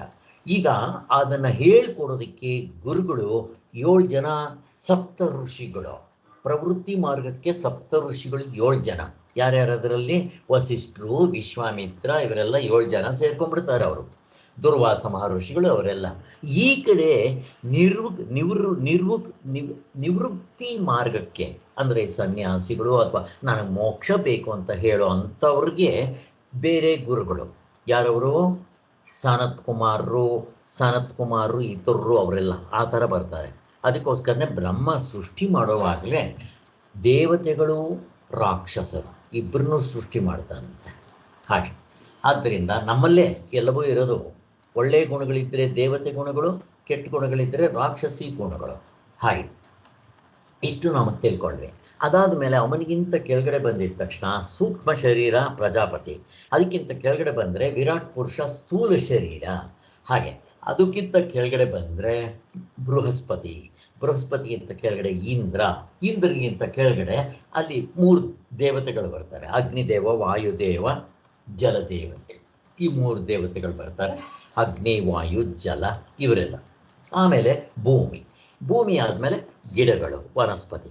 ಗಿಡಗಳು ಬಂದಮೇಲೆ ಆಹಾರ ಬಂದಮೇಲೆ ಮೊದಲು ಪ್ರಾಣಿಗಳು ಬಂದಮೇಲೆ ಎಷ್ಟೋ ಕೋಟಿ ವರ್ಷಗಳು ಈ ಬದಲಾವಣೆ ಆಗಿ ಕೋತಿಯಾಗಿ ಆಮೇಲೆ ಮನುಷ್ಯನ ಹುಟ್ಟಿರೋದು, ಹಿಂಗೆಲ್ಲ ಹೇಳ್ತಾರೆ. ಅದಕ್ಕೋಸ್ಕರ ಯಾವಾಗ ಮನುಷ್ಯ ಅಂತ ನಾವು ಅಂತೀವೋ ಇಲ್ಲಿ 19 ಮುಖಗಳು ಎಲ್ಲ ಶುರುವಾಗುತ್ತೆ. ಎಲ್ಲವೂ ಬರೀ ಅರಿವೇ ಇಷ್ಟು ರೀತಿಯಾಗಿ ತೋರ್ಕೊಂಡಿದೆ. ಆದ್ದರಿಂದ ಬ್ರಹ್ಮ, ಇಂದ್ರ, ಪ್ರಜಾಪತಿ, ದೇವತೆಗಳು, ಪಂಚಭೂತಗಳು, ಆಮೇಲೆ ಚರಾಚರ ಪ್ರಾಣಿಗಳು, ಅದರಲ್ಲಿ ಚೇತನ ಅಚೇತನ, ಕೆಲವು ಚೇತನ ಕೆಲವು ಅಚೇತನ. ಆ ಅಚೇತನ ಅಂದರೆ ಅಲ್ಲಾಡದೆ ಇರೋದು, ಪ್ರಾಣ ಇಲ್ಲ, ಏನಿಲ್ಲ. ಚೇತನ ಅಂತಂದರೆ ಉಸಿರಾಡುತ್ತೆ. ಅದರಲ್ಲಿ 2 ಥರ, ಸ್ಥಿರವಾಗಿರೋದು, ಚಲಿಸೋದು. ಅದಕ್ಕೆ ಏನಂತ ಕರೀತಾರೆ? ಸ್ಥಾವರ ಜಂಗಮ. ಸ್ಥಾವರ ಜಂಗಮ. ಜಂಗಮರು ಅಂದರೆ ಓಡಾಡ್ತಾ ಇರೋದು, ಸ್ಥಾವರ ಅಂದರೆ ನಿಂತಿರೋದು. ಗಿಡ, ಮರ, ಬಳ್ಳಿ ಇವೆಲ್ಲ ಸ್ಥಾವರ, ಉಸಿರಾಡುತ್ತೆ, ಅವಕ್ಕೂ ಮನಸ್ಸಿದೆ, ಎಲ್ಲವೂ ಇದೆ. ಅದೇ ಹಾಗೆ ಇನ್ನು ಜಂಗಮರು ಅಂತಂದರೆ ಪ್ರಾಣಿಗಳು, ಮನುಷ್ಯರು, ದೇವತೆಗಳು, ರಾಕ್ಷಸರು, ಇವರೆಲ್ಲ ಜಂಗಮರು, ಓಡಾಡ್ತಾ ಇರ್ತಾರೆ ಅಂತ ಹೇಳ್ಕೊಂಡ್ಬರ್ತಾರೆ. ಇಷ್ಟು ಆಯಿತು. ಎಲ್ಲವೂ ಬರೀ ಅರಿವೆ ಅಂತ ತಗೊಂಬಂದು ನಿಲ್ಲಿಸಿದ್ರು. ಶರೀರ, ಇಂದ್ರಿಯ, ಮನಸ್ಸು, ಬುದ್ಧಿ, ಅಹಂಕಾರ. ಇನ್ನು ಆಧ್ಯಾತ್ಮಕ್ಕೆ ಬಂದರೆ 19 ಮುಖಗಳು. ಎಷ್ಟೇ ಬಗೆಯ ಉಪಾಧಿಗಳಿಂದ ತೋರಿಕೊಂಡ್ರೂ ಅದು ಒಂದೇ ಅಖಂಡವಾಗಿರುತ್ತೆ. ಅದು ಆತ್ಮನೇ. ಆತ್ಮನು ಅಖಂಡನು, ಬದಲಾವಣೆ ಆಗೋದಿಲ್ಲ. ಅವನು ಖಂಡ, ಹಿಂಗೆ ಡಿವೈಡ್ ಮಾಡೋಕ್ಕೆ ಬರೋಲ್ಲ, ಅವನ ಭಾಗಿಸೋಕ್ಕೆ ಬರೋದಿಲ್ಲ ಅವನಿಗೆ. ಯಾಕೆ? ದೇಶ ಕಾಲದಲ್ಲಿ ಇಲ್ಲ. ಆದ್ದರಿಂದ ಇನ್ನು ಉಪಾಧಿ, ಉಪಹಿತ ಇವು ಅಷ್ಟೇ. ಉಪಾಧಿ ಇರೋದು, ಉಪಾಧಿ ಇಲ್ಲದೆ ಇರೋದು, ಈ ಭಾಗಗಳೆಲ್ಲ ಎಂಬ ವಿಭಾಗವು ಕೂಡ ಅದೇ ಬರೀ ಅರಿವಾಗುತ್ತೆ. ಎಲ್ಲವೂ ನಿತ್ಯ ನಿರ್ಭಾಗವಾದ, ನಿರ್ಭೇದವಾದ, ನಿರ್ವಿಷಯವಾದ ಆತ್ಮನಿಗೆ ಇಷ್ಟು ಡೆಫಿನೇಷನ್. ನಿತ್ಯ ನಿರ್ಭಾಗ, ಅವನಲ್ಲಿ ಭಾಗ ಇಲ್ಲ. ನಿತ್ಯವೂ ಅವನು ಭಾಗವಿಲ್ಲದೆ ಇರೋನು.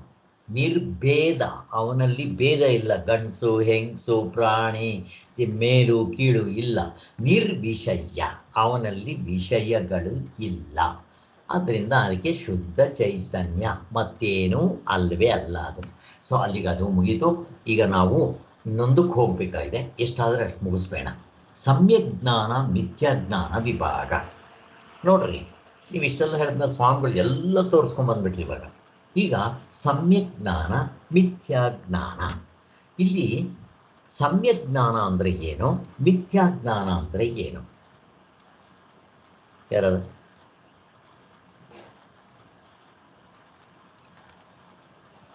ಏನು ಕಷ್ಟನಾ? ಇಲ್ಲ ಸರ್, ಇದ್ದಂಗೆ ಹೇಳಕ್ಕೆ ಸಮ್ಯಕ್ ಜ್ಞಾನ. ಹಾಂ, ದರ್ಶನ ಕಂಪ್ಲೀಟ್ ಇದ್ದಂಗೆ. ಮಿಥ್ಯಾಜ್ಞಾನ ಅಂದರೆ ಮಿಥ್ಯಾಜ್ಞಾನ ಅಂದರೆ ಬೇರೆ ಥರ ತಿಳ್ಕೊಳ್ಳೋದು. ಯಾವ ಥರ? ಎಕ್ಸಾಂಪಲ್ ಕೊಡಿ ಹೋಗ್ಲಿ. ಸಮ್ಯಕ್ ಜ್ಞಾನಕ್ಕೆ ಎಕ್ಸಾಂಪಲ್ ಯಾವುದು? ಈಗ ನಮ್ಮ ಕಣ್ಮುಂದೆ ಏನಿದೆ ಅದನ್ನೇ ನಾವು ಅದನ್ನ ಎದ್ದಿದ್ದು ಹಾಗೆ ತಿಳ್ಕೊಳ್ಳೋದು. ವಿಶೇಷಗಳು ಹಾಕಿದ್ರೆ ಮಾತ್ರ ಅದು ಮಿಥ್ಯಾಜ್ಞಾನ ಆಗುತ್ತೆ. ಸರಿ, ಹಾವು ಹಗ್ಗದಲ್ಲಿ ಯಾವುದು ಸಮ್ಯಕ್ ಜ್ಞಾನ, ಯಾವುದು ಮಿಥ್ಯಾಜ್ಞಾನ? ಹಾವು ಹಗ್ಗದಲ್ಲಿ ಹಾವು ಮಿಥ್ಯಾಜ್ಞಾನ ಅಷ್ಟೇ. ಆಮೇಲೆ ಇದು ಸಮ್ಯಕ್ ಜ್ಞಾನ ಅಷ್ಟೇ. ಹಗ್ಗ ಸಮ್ಯಕ್ ಸರಿಯಾದ ಜ್ಞಾನ. ಹಾಗೆ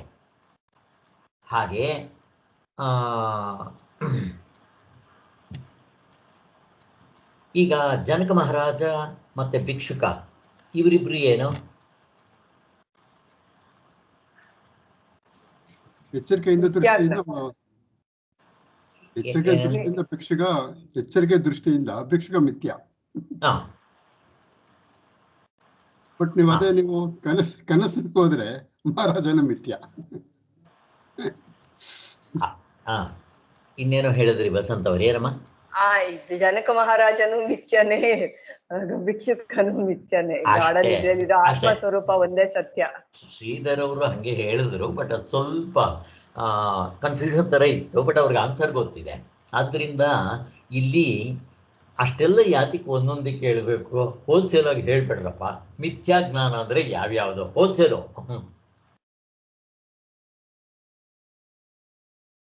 ವಿಶ್ವ ಪ್ರಪಂಚದ ಎಲ್ಲ ಮಿಥ್ಯಾ ಜ್ಞಾನನೇ.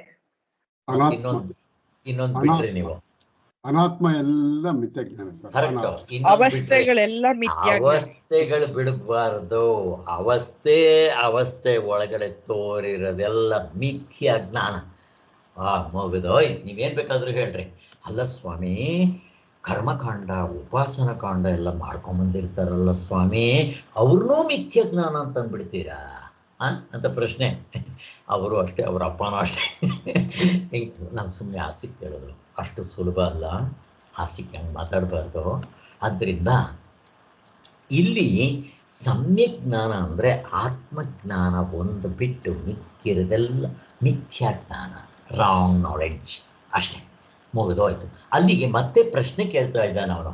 ಅಲ್ಲ ಸ್ವಾಮಿ, ನೀವು ಅರಿವಿನಲ್ಲಿ ನಾವಿಷ್ಟೆಲ್ಲ ಹೇಳ್ಕೊಂಬಂದ್ವಿ, ಈಗ ಕೊನೆಗೆ ಅವನು ಮರದ ಬೇರ್ಗೆ ಏಟಾಗ್ತಾ ಇದ್ದಾನೆ. ಅಲ್ಲ ಸ್ವಾಮಿ, ಅವಸ್ಥೆಗಳು ಮೂರು ಅಂದರೆ, ಆತ್ಮನಲ್ಲಿ ಇರುವ ಅರಿವು ಮೂರು ಅಂತಂದರೆ, ಈಗ ನೋಡ್ರಿ, ಸಮ್ಯಜ್ಞಾನ ಮಿಥ್ಯಾ ಜ್ಞಾನ, ಅಲ್ಲಿ ಜ್ಞಾನಗಳು ಬೇರೆ. ನೀವು ಹೇಳಿದ್ರೆ ಏನೋ ಅರಿವೇ ಎಲ್ಲವೂ ಆಗಿ ತೋರ್ತಾ ಇದೆ ಅಂತ, ಇದು ಬೇರೆ ಇದೆಯಲ್ಲ ಸ್ವಾಮಿ ವಿಭಾಗ, ಎಲ್ಲಿಂದ ಬಂತು ಅಂತ ಅವನು. ಅದಕ್ಕೆ ಆ ಹೆಡ್ಡಿಂಗ್ ಮೇಲೆ 111 ಚಿನ್ಮಾತ್ರವಾದ ಮೇಲೆ ಎಚ್ಚರದ ದೃಷ್ಟಿಯಿಂದ ಹಾಕುವ ಆಕ್ಷೇಪಗಳ ಜೊಳ್ಳುತನ. ಹೇಗೆ ಕರೆಕ್ಟ್? ಇವೆಲ್ಲ ನಮಗೆ ಆತ್ಮತತ್ವದಲ್ಲಿ ನಿಲ್ಲವರೆಗೂ ಇವೆಲ್ಲ ಬೇಕೇ ಬೇಕು. ಮಿಥ್ಯಾಜ್ಞಾನ, ಸಮ್ಯಕ್ ಜ್ಞಾನ, ನೀವು ಒಂದು ಸಾರಿ ನಿಂತ ಮೇಲೆ ಮತ್ತು ಯಾವುದೂ ಇಲ್ಲ. ಬರೀ ಅವಾಗ ಸಮ್ಯಕ್ ಜ್ಞಾನನೂ ಇಲ್ಲ, ಮಿಥ್ಯಾಜ್ಞಾನ ಸಮ್ಯಕ್ ಜ್ಞಾನ ಎಲ್ಲ ಈ ದೃಶ್ಯ ಪ್ರಪಂಚದಲ್ಲಿ. ನೀವು ಗಾಢನಿದ್ರಲ್ಲಿದ್ದಾಗ ಹೇಳ್ರಿ ನೋಡೋಣ, ನಾನು ಇವಾಗ ಸಮ್ಯಕ್ ಜ್ಞಾನದಲ್ಲಿದ್ದೀನಿ ಅನ್ಸುತ್ತಾ? ಆದ್ದರಿಂದ ಇವೆಲ್ಲ ಲೌಕಿಕ, ವೈದಿಕ, ಪಾರಮಾರ್ಥಿಕ ಸಾಧನೆಗೆ ಇದನ್ನು ಎಲ್ಲವೂ ಸೇರಿ ಎಲ್ಲಿದೆ? ಅವಿದ್ಯಾ ದೃಷ್ಟಿಯಲ್ಲೇ ಇದೆ, ಅನಾತ್ಮದಲ್ಲೇ ಇದೆ. ಚೆನ್ನಾಗಿ ಅರ್ಥ ಮಾಡ್ಕೋಬೇಕು. ಈಗ ಹೋಗೋಣ. ಈಗ ಮತ್ತೊಂದು ಆಕ್ಷೇಪವನ್ನು ಎದುರಿಸಬೇಕಾಗಿದೆ. ಎಲ್ಲವೂ ಬರೀ ಅರಿವೇ ಆದರೆ ಇರುವ ಅರಿವು ಎಂಬ ವಿಭಾಗ ಹೇಗಾಯಿತು? ಅದೇ ನಾವು ಮೊದಲೇ ಮಾಡಿಬಿಟ್ಟಿದ್ದೀವಿ. ಇರುವ ಅರಿವು ಆನಂದ ಮೂರು ಹೆಂಗಾಯ್ತು ರೀ ಆತ್ಮನಲ್ಲಿ? ಅವಸ್ಥೆಗಳಲ್ಲಿ ಮೂರು, ಅವಸ್ಥೆ ಒಳಗಡೆ ಅರ್ಧ ಡಜನ್ನು, ಒಂದೊಂದು ತೊಗೊಂಡ್ರೆ ಕೋಟ್ಗಟ್ಟಲೆ. ಅದಕ್ಕೆ ಹೆಂಗೆ ಅಂತ ಎಲ್ಲ ಪುತ್ರ ಆಗಿದೆ ಬೋವು ಅಂತ ನಾವು ಹೇಳಬೇಕಷ್ಟೆ. ಆದ್ದರಿಂದ ಎಂಬ ವಿಭಾಗವು ಹೇಗಾಯಿತು? ಅರಿಯುವ ಸಾಕ್ಷಿ, ಅರಿಯಲ್ಪಡುವ ಅವಸ್ಥೆ, ಎರಡಾಯ್ತಲ್ಲ. ಸಾಕ್ಷಿ ಸಾಕ್ಷ್ಯ, ಸಬ್ಜೆಕ್ಟ್ ಆಬ್ಜೆಕ್ಟ್, ಎರಡಾಯ್ತಲ್ಲ ಅಂತ ಅವನು. ತಿರ್ಗಾ ಎಂಬ ವಿಭಾಗವನ್ನಿಟ್ಕೊಂಡೆ ಅಲ್ವೇ ನೀವು ವಿಚಾರ ಸಾಗಿಸೋದು? ಹೌದು, ವಿಚಾರ ಸಾಗಿಸ್ಬೇಕಾದ್ರೆ ವ್ಯವಹಾರದಲ್ಲೇ ಹೇಳಬೇಕು. ಆದ್ದರಿಂದ ಅವೆಲ್ಲ ಇಟ್ಕೊತೀವಿ, ವ್ಯವಹಾರದ ದೃಷ್ಟಿಯಿಂದ ಇವೆಲ್ಲ ನಾವು ಇಟ್ಕೊತೀವಿ. ಪಾರಮಾರ್ಥ ದೃಷ್ಟಿಯಿಂದ ಇದಕ್ಕೆ ಸೊನ್ನೆ ಸುತ್ತಬಿಡ್ತೀವಿ. ಮೊದಲನೇದಾಗಿ ವಿಭಾಗವಾದರೂ ಆದಿದ್ದು ಹೇಗೆ? ಬರೀ ಅರಿವಿನಿಂದ ಎಚ್ಚರ, ಕನಸು ಎಂಬ ಎರಡು ವಿಲಕ್ಷಣವಾದ ಅವಸ್ಥೆಗಳ ಅರಿವುಗಳು ಹೇಗೆ ಒಡೆದುಕೊಂಡವು? ನೋಡಿ, ಆ ಥರ ಎಲ್ಲ ಅನಾತ್ಮನೆ. ಅದಕ್ಕೋಸ್ಕರ ಈ ಸುಮ್ಮನೆ ಪ್ರಶ್ನೆಗಳು ಅಷ್ಟೇ, ನಮಗೆಲ್ಲ ಉತ್ತರ ಗೊತ್ತಿದೆ. ಆದ್ದರಿಂದ ಎಚ್ಚರದ ಅರಿವಿಗೂ ಕನಸಿನ ಅರಿವಿಗೂ ಯಾವ ಭೇದವೂ ಇಲ್ಲವೆಂದು ನೀವು ಹೇಳುತ್ತಿದ್ದರೂ, ಎಚ್ಚರದ ಅರಿವು ಸರಿಯಾದದ್ದು, ಕನಸೆಂಬುದು ಬರೀ ಭ್ರಾಂತಿ ಅಂತ ಹೇಳ್ತೀರಲ್ಲ ನೀವೇ ಹೇಳ್ತೀರಾ?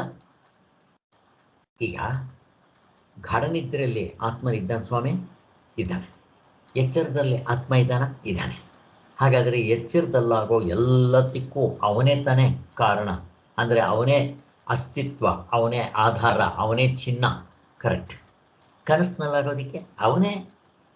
ಇವೆಲ್ಲ ಆದಮೇಲೆ ಎಚ್ಚರವನ್ನು ಸತ್ಯ ಅಂತೀರ, ಕನಸನ್ನು ಸುಳ್ಳು ಅಂತಿರಲ್ಲ, ಯಾಕೆ ಅಂತ ಒಂದು ಪ್ರಶ್ನೆ.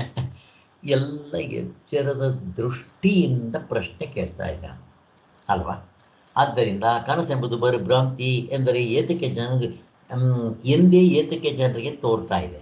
ಎಚ್ಚರದಲ್ಲಿ ಮತ್ತು ನೋಡ್ರಿ, ಇನ್ನು ಎಚ್ಚರದಲ್ಲಿ ಬಂದರೆ ಈ ವೈಶೇಷಿಕರು ತಾರ್ಕಿಕರು ಹೇಳೋ ಹಾಗೆ ಎಷ್ಟೊಂದು ವೆರೈಟೀಸ್ ಇರುತ್ತೆ ವಸ್ತುಗಳನ್ನ. ಅವರು ಯಾವ ರೀತಿ ಹೇಳ್ತಾರೆ? ದ್ರವ್ಯ, ಗುಣ, ಕರ್ಮ, ಸಾಮಾನ್ಯ, ವಿಶೇಷ, ಭಾವ, ಇವೆಲ್ಲ ಹೇಳ್ತಾರಲ್ಲ, ಎಷ್ಟು ವೆರೈಟೀಸ್ ಆಗೋಯ್ತು ಅಂತ ಹೇಳ್ತಾರೆ.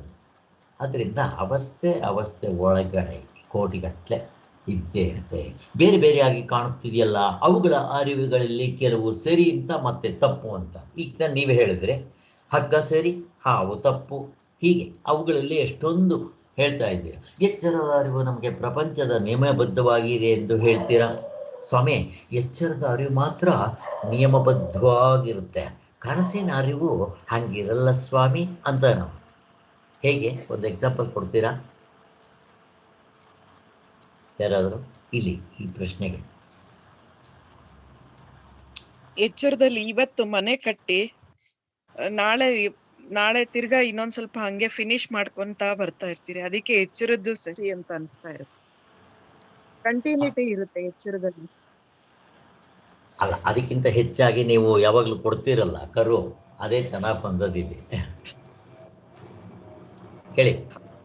ಹಸು ಕನಸಿನಲ್ಲಿ ಅವಾಗ ಗರ್ಭ ಧರಿಸಿ ಆಗ್ಲೇನೆ 5 ನಿಮಿಷಕ್ಕೇನೆ ಕರು ಹಾಕ್ಬಿಟ್ಟು ಅದು ದೊಡ್ಡದಾಗ್ಬಿಡುತ್ತೆ. ಅದ್ ಹೆಂಗ್ ಇಲ್ಲಿಗೆ ಹೊಂದುತ್ತೆ ಅಂತ, ಎಚ್ಚರಕ್ಕೆ ಹೆಂಗ್ ಹೊಂದುತ್ತೆ ಅಂತ ಅವ್ರು ಕೇಳ್ತಾರೆ. ಅವನ ಪ್ರಶ್ನೆ ಅದು. ಈಗ ಜನಕ ಮಹಾರಾಜ 5 ನಿಮಿಷ ಮಲಗಿದ್ದ, ಕನಸಿನಲ್ಲಿ ಅವನು 12 ವರ್ಷ ಬರಗಾಲ ಮುಗಿಸ್ಬಿಟ್ಟಿದ್ದಾನೆ, ಹೆಂಗೆ ಅಂತ ಪ್ರಶ್ನೆ ಕೇಳಿದ್ರೆ ಇದು ಪುತ್ರ ಏನು ಹೇಳ್ತೀರಿ? ನಾನು ನಿಮ್ಮನ್ನು ಕೇಳ್ತಾ ಇದ್ದೀನಿ, ಏನು ಹೇಳ್ತೀರ? ಯಾರಾದ್ರು? ಅಲ್ಲೇ ಬೇರೆ ಎಚ್ಚರದ ಕಾಲ ಮೇಲೆ ಅಭಿಮಾನ, ಆದ್ರಿಂದ ನಾವ್ ಹಂಗ ಹೇಳ್ತೀವಿ ಅಷ್ಟೇ. ಕನಸಲ್ಲಿ ಅಷ್ಟೇ ಸತ್ಯವಾಗೇ ಇರ್ತೈತೆ ಅಲ್ಲೂನು. ಎಚ್ಚರದ ಅಭಿಮಾನದಿಂದ ವಿಚಾರ ಮಾಡಿದಾಗ ನಮ್ಗೆ ಅನ್ಸುತ್ತೆ. ಕನಸಿನಲ್ಲಿ ಆ ಪ್ರಶ್ನೆ ಅವನಿಗೆ ಬರುತ್ತಾ? ಕನಸಿದ್ದಾಗ ಇಲ್ಲ, ಅವನಿಗೆ ಆ ಪ್ರಶ್ನೆ ಇಲ್ಲ, ಬರುತ್ತಾ? ಇಲ್ಲ. ಬರೋದಿಲ್ಲ. ಯಾಕೆ? ಕನಸು ಕಾಣುವಾಗ ಕನಸು ಅಷ್ಟೇ ಸತ್ಯ, ಎಚ್ಚರದಷ್ಟೇ ಕನಸು ಸತ್ಯವಾಗೇ ಇರುತ್ತೆ. ಹೋಗ್ಲಿ, ಅವನಿಗೆ ಅಲ್ಲಿ ಕನಸು ಅಂತ ಗೊತ್ತಾಗುತ್ತೆ. ಕನಸು ಇಲ್ಲ, ಕಾಣುವಾಗ ಇಲ್ಲ, ಎಚ್ಚರವೇ ಆಗಿರುತ್ತೆ. ಎಚ್ಚರವೇ, ಅವನ ದೃಷ್ಟಿಯಿಂದ ಅದು ಎಚ್ಚರ. ಅವನಿಗೆ ಇನ್ನೊಂದು ಎಚ್ಚರ ಇಲ್ಲಿದೆ, ನಾನು ಇಲ್ಲಿ ಸುಮ್ಮನೆ ಬಂದಿದ್ದೇನೆ ಅಂತ ಏನಾದ್ರು ಅನ್ಸುತ್ತಾ? ಇಲ್ಲ, ಅನ್ಸುತ್ತಾ? ಅನ್ಸಲ್ಲ. ಅನ್ಸಿದ್ರೆ ಅದು ಇಲ್ಲ, ಇಲ್ಲ. ಅನ್ಸಲ್ಲ, ಅವನ ಎಚ್ಚರದಲ್ಲೇ ಇದ್ದಾನೆ. ಅದಕ್ಕೋಸ್ಕರ ಈಗ ಆ ದೃಷ್ಟಿಯಿಂದ ನೋಡ್ರಿ, ಹೇಗೆ ನೀವು ನೀವು ಏನು ಮಾಡ್ತಾ ಇದ್ದೀವಿ, ನಾವು ಎಚ್ಚರ ಕನಸನ್ನು ಬೆರ್ಕೆ ಮಾಡ್ಕೊಂಡು ಹೊಡಿತಾ ಇದ್ದೀವಿ, ಮಿಕ್ಸ್ಚರ್ ಮಾಡ್ಕೊಂಡು ಹೊಡಿತಾ ಇದ್ದೀವಿ ಗಾಡಿ. ಅದಕ್ಕೆ ನಿಮ್ಗೆ ಈ ಪ್ರಾಬ್ಲಮ್. ಎಚ್ಚರದ ದೃಷ್ಟಿಯಿಂದ ನೀವು ಹೇಗೆ ಮೆಷರ್ ಮಾಡಿದ್ರೋ, ನೀವು ಕನಸಿನಲ್ಲಿದ್ದ ಕನಸಿನ ದೃಷ್ಟಿಯಿಂದ ಮೆಷರ್ ಮಾಡ್ರಿ. ಅಲ್ಲ, ಅವನಿಗೆ ಎಚ್ಚರದಲ್ಲಿ 5 ನಿಮಿಷ ಮಲಗಿದ್ದೆ, ಇಲ್ಲಿ 12 ವರ್ಷ ಮುಗಿಸ್ತಾ ಇದ್ದೀನಿ ಅಂತೇನೋ ಅನ್ಸುತ್ತಾ ಅವನ ಮಕ? ಅನ್ಸಲ್ಲ. ಅದರಿಂದ ಅವನಿಗೆ ಹೆಂಗೆ ಅನ್ಸುತ್ತೆ? ಇದೇ ಎಚ್ಚರ 12 ವರ್ಷಗಳ ಕಾಲ ಮುಗ್ದೋಗ್ಬಿಟ್ಟಿದೆ ಅಂತ ಅನ್ನಿಸ್ತೆ. ಹಾಗೆ ಅಲ್ಲ ಅಲ್ಲ ಅಲ್ಲ ಹಂಗೆ ಇಷ್ಟೇ ಸತ್ಯವಾಗಿರುತ್ತದು ಹಾಗೆ. ಆದರೆ ಅವನದನ್ನು ಕನಸು ಅಂತ ಕರೆಯೋದು ಯಾವಾಗ? ಪ್ರಶ್ನೆ. ಎಚ್ಚರ ಆದ ತಕ್ಷಣ ಕರೀತಾನೆ ಕನಸು. ಇಮ್ಮಿಡಿಯೇಟ್ ಆಗಿ ಅವನಿಗೆ ಗೊತ್ತಾಗುತ್ತೆ. ಯಾರು ಶಾಸ್ತ್ರ ಬಂದು ಹೇಳ್ಬೇಕಾಗಿಲ್ಲ, ದೇವರು ಬಂದು ಹೇಳ್ಬೇಕಾಗಿಲ್ಲ, ಅವನಿಗೆ ಗೊತ್ತಾಗ್ಬಿಡುತ್ತೆ. ಹಾಗೆ ಇದು ಸಮ್ಯಕ್ ಜ್ಞಾನ. ಅದು ಕನಸು ಕಾಣುವಾಗ ಮಿಥ್ಯಾ ಜ್ಞಾನ. ಅಲ್ಲಿ ಗೊತ್ತಾಗೋದಿಲ್ಲ. ನಾನು ಹಾವು ಅಂತ ಅಂದ್ಕೊಂಡಾಗ ನನಗದು ಭ್ರಮೆ ಅಂತ ಗೊತ್ತಾಗೋದೇ ಇಲ್ಲ. ಅದು ಹಾವಲ್ಲ, ಡೌಟ್ಫುಲ್ ಅಲ್ವೇ ಅಲ್ಲ, 100%. ಬೇರೆಯವನು ಕೇಳಿದಾಗ ಇವನಿಗೆ ಸಂಶಯ ಬರುತ್ತೆ. ಅದು ಹಗ್ಗ ಕಣೋ, ಹಾವಲ್ಲ, ನನ್ನ ಹತ್ರ ಟಾರ್ಚ್ ಇದೆ, ನಾನು ಆ ಕಡೆಯಿಂದ ಬಂದಿದ್ದೀನಿ ಅಂತ. ಅದು ಹೆಂಗ್ರೀ ಅಂತ ಇವನಿಗೆ ಡೌಟ್ ಬರುತ್ತೆ, ಸಂಶಯ ಜ್ಞಾನ. ಮತ್ತು ಇವನ್ ಕ್ಲಿಯರ್ ಯಾವಾಗ ಆಗುತ್ತೆ? ಇವನಿಗೆ ಸಮ್ಯಕ್ ಜ್ಞಾನ ಯಾವಾಗ? ಇವನಿಗೆ ಹಾವನು ಸಮ್ಯಕ್ ಜ್ಞಾನವೇ. ಎಲ್ಲಿವರೆಗೂ? ಹಗ್ಗ ಕಾಣೋವರೆಗೂ. ಆದರೆ ಅವ್ರು ಯಾರಾದರೂ ಕೇಳಿದಾಗ ಇವನಿಗೂ ಸಂಶಯ ಜ್ಞಾನವಾಗುತ್ತೆ, ಮಿಥ್ಯಾಜ್ಞಾನ ಆಮೇಲೆ ಆಗೋದು. ಹಗ್ಗ ಕಂಡ ಮೇಲೆ ಛೆ ಅಂತ ಅವನಿಗೆ ನಗು ಬರುತ್ತೆ. ಹಾಗೆ ಆದ್ದರಿಂದ ನಮ್ಗೆ ಯಾವಾಗ ಸರಿಯಾದ ಜ್ಞಾನ ಬರುತ್ತೋ ಆ ರಾಂಗ್ ನಾಲೆಡ್ಜ್ನ ಅದಷ್ಟು ಕದೆ ಹೊಡೆದಾಕ್ಬಿಡುತ್ತೆ. ಇಷ್ಟು ನಾವು ತಿಳ್ಕೊಂಡ್ರೆ ಸಾಕು. ಇಲ್ಲಿ ಯಾಕೆ ಹೇಳ್ತಾ ಇದ್ದಾರೆ?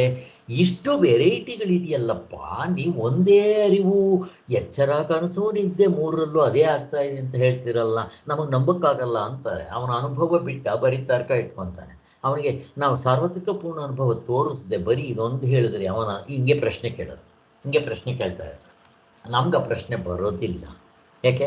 ನಮ್ಗೆ ಅನುಭವದಿಂದ ನೋಡೋದು ಬರ್ತಾ ಇದೆ. ಅದಕ್ಕೆ ಅನುಭವಕ್ಕೆ ಹೆಚ್ಚು ಬೆಲೆ ಕೊಟ್ಬಿಡ್ತೀವಿ ಅಷ್ಟೇ. ಆದ್ದರಿಂದ ಕೆಲವು ಸರಿ ಅಂತ ಕೆಲವು ತಪ್ಪು ಅಂತ ಕಾಣಿಸೋದಕ್ಕೆ ಎಚ್ಚರದ ಅರಿವು ನಮಗೆ ಪ್ರಪಂಚದ ನಿಯಮಬದ್ಧವಾಗಿದೆ ಎಂದು ಹೇಳ್ತೀವಿ. ಆದರೆ ಕನಸಿನ ಅರಿವುಗಳು ಹಾಗಿರೋದಿಲ್ಲವಲ್ಲ ಅಂತ ಒಂದು. ಇದು ಅಲ್ಲದೆ ಕನಸಿನಲ್ಲಿ ನಮಗೆ ವ್ಯವಸ್ಥಿತವಾದ ಅರಿವು ಉಂಟಾಗುವುದಕ್ಕಿಂತಲೂ ಹೆಚ್ಚಾಗಿ ಕಲ್ಪನಾ ಶಕ್ತಿಯೇ ಎದ್ದು ಕುಣಿತಾಡುತ್ತಿರುವುದೆಂದು ಹೇಳಬಹುದಾಗಿದೆ ಅಂತ.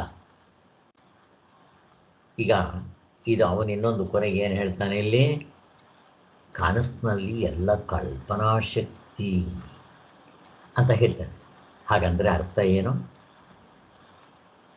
ಮನಸ್ಸೇ ಎಲ್ಲವನ್ನು ಕಲ್ಪನೆ ಮಾಡ್ಕೊಂಡಿರುತ್ತೆ ಅಂತ ಎಚ್ಚರಕ್ಕೆ ಬಂದ್ಮೇಲೆ ಗೊತ್ತು ಮಾಡ್ಕೊಂಡು ಹೇಳ್ತಾ ಇದ್ದಾನೆ. ಅದು ಇಂಪಾರ್ಟೆಂಟ್, ಹಿಡ್ಕೊಳ್ರಿ.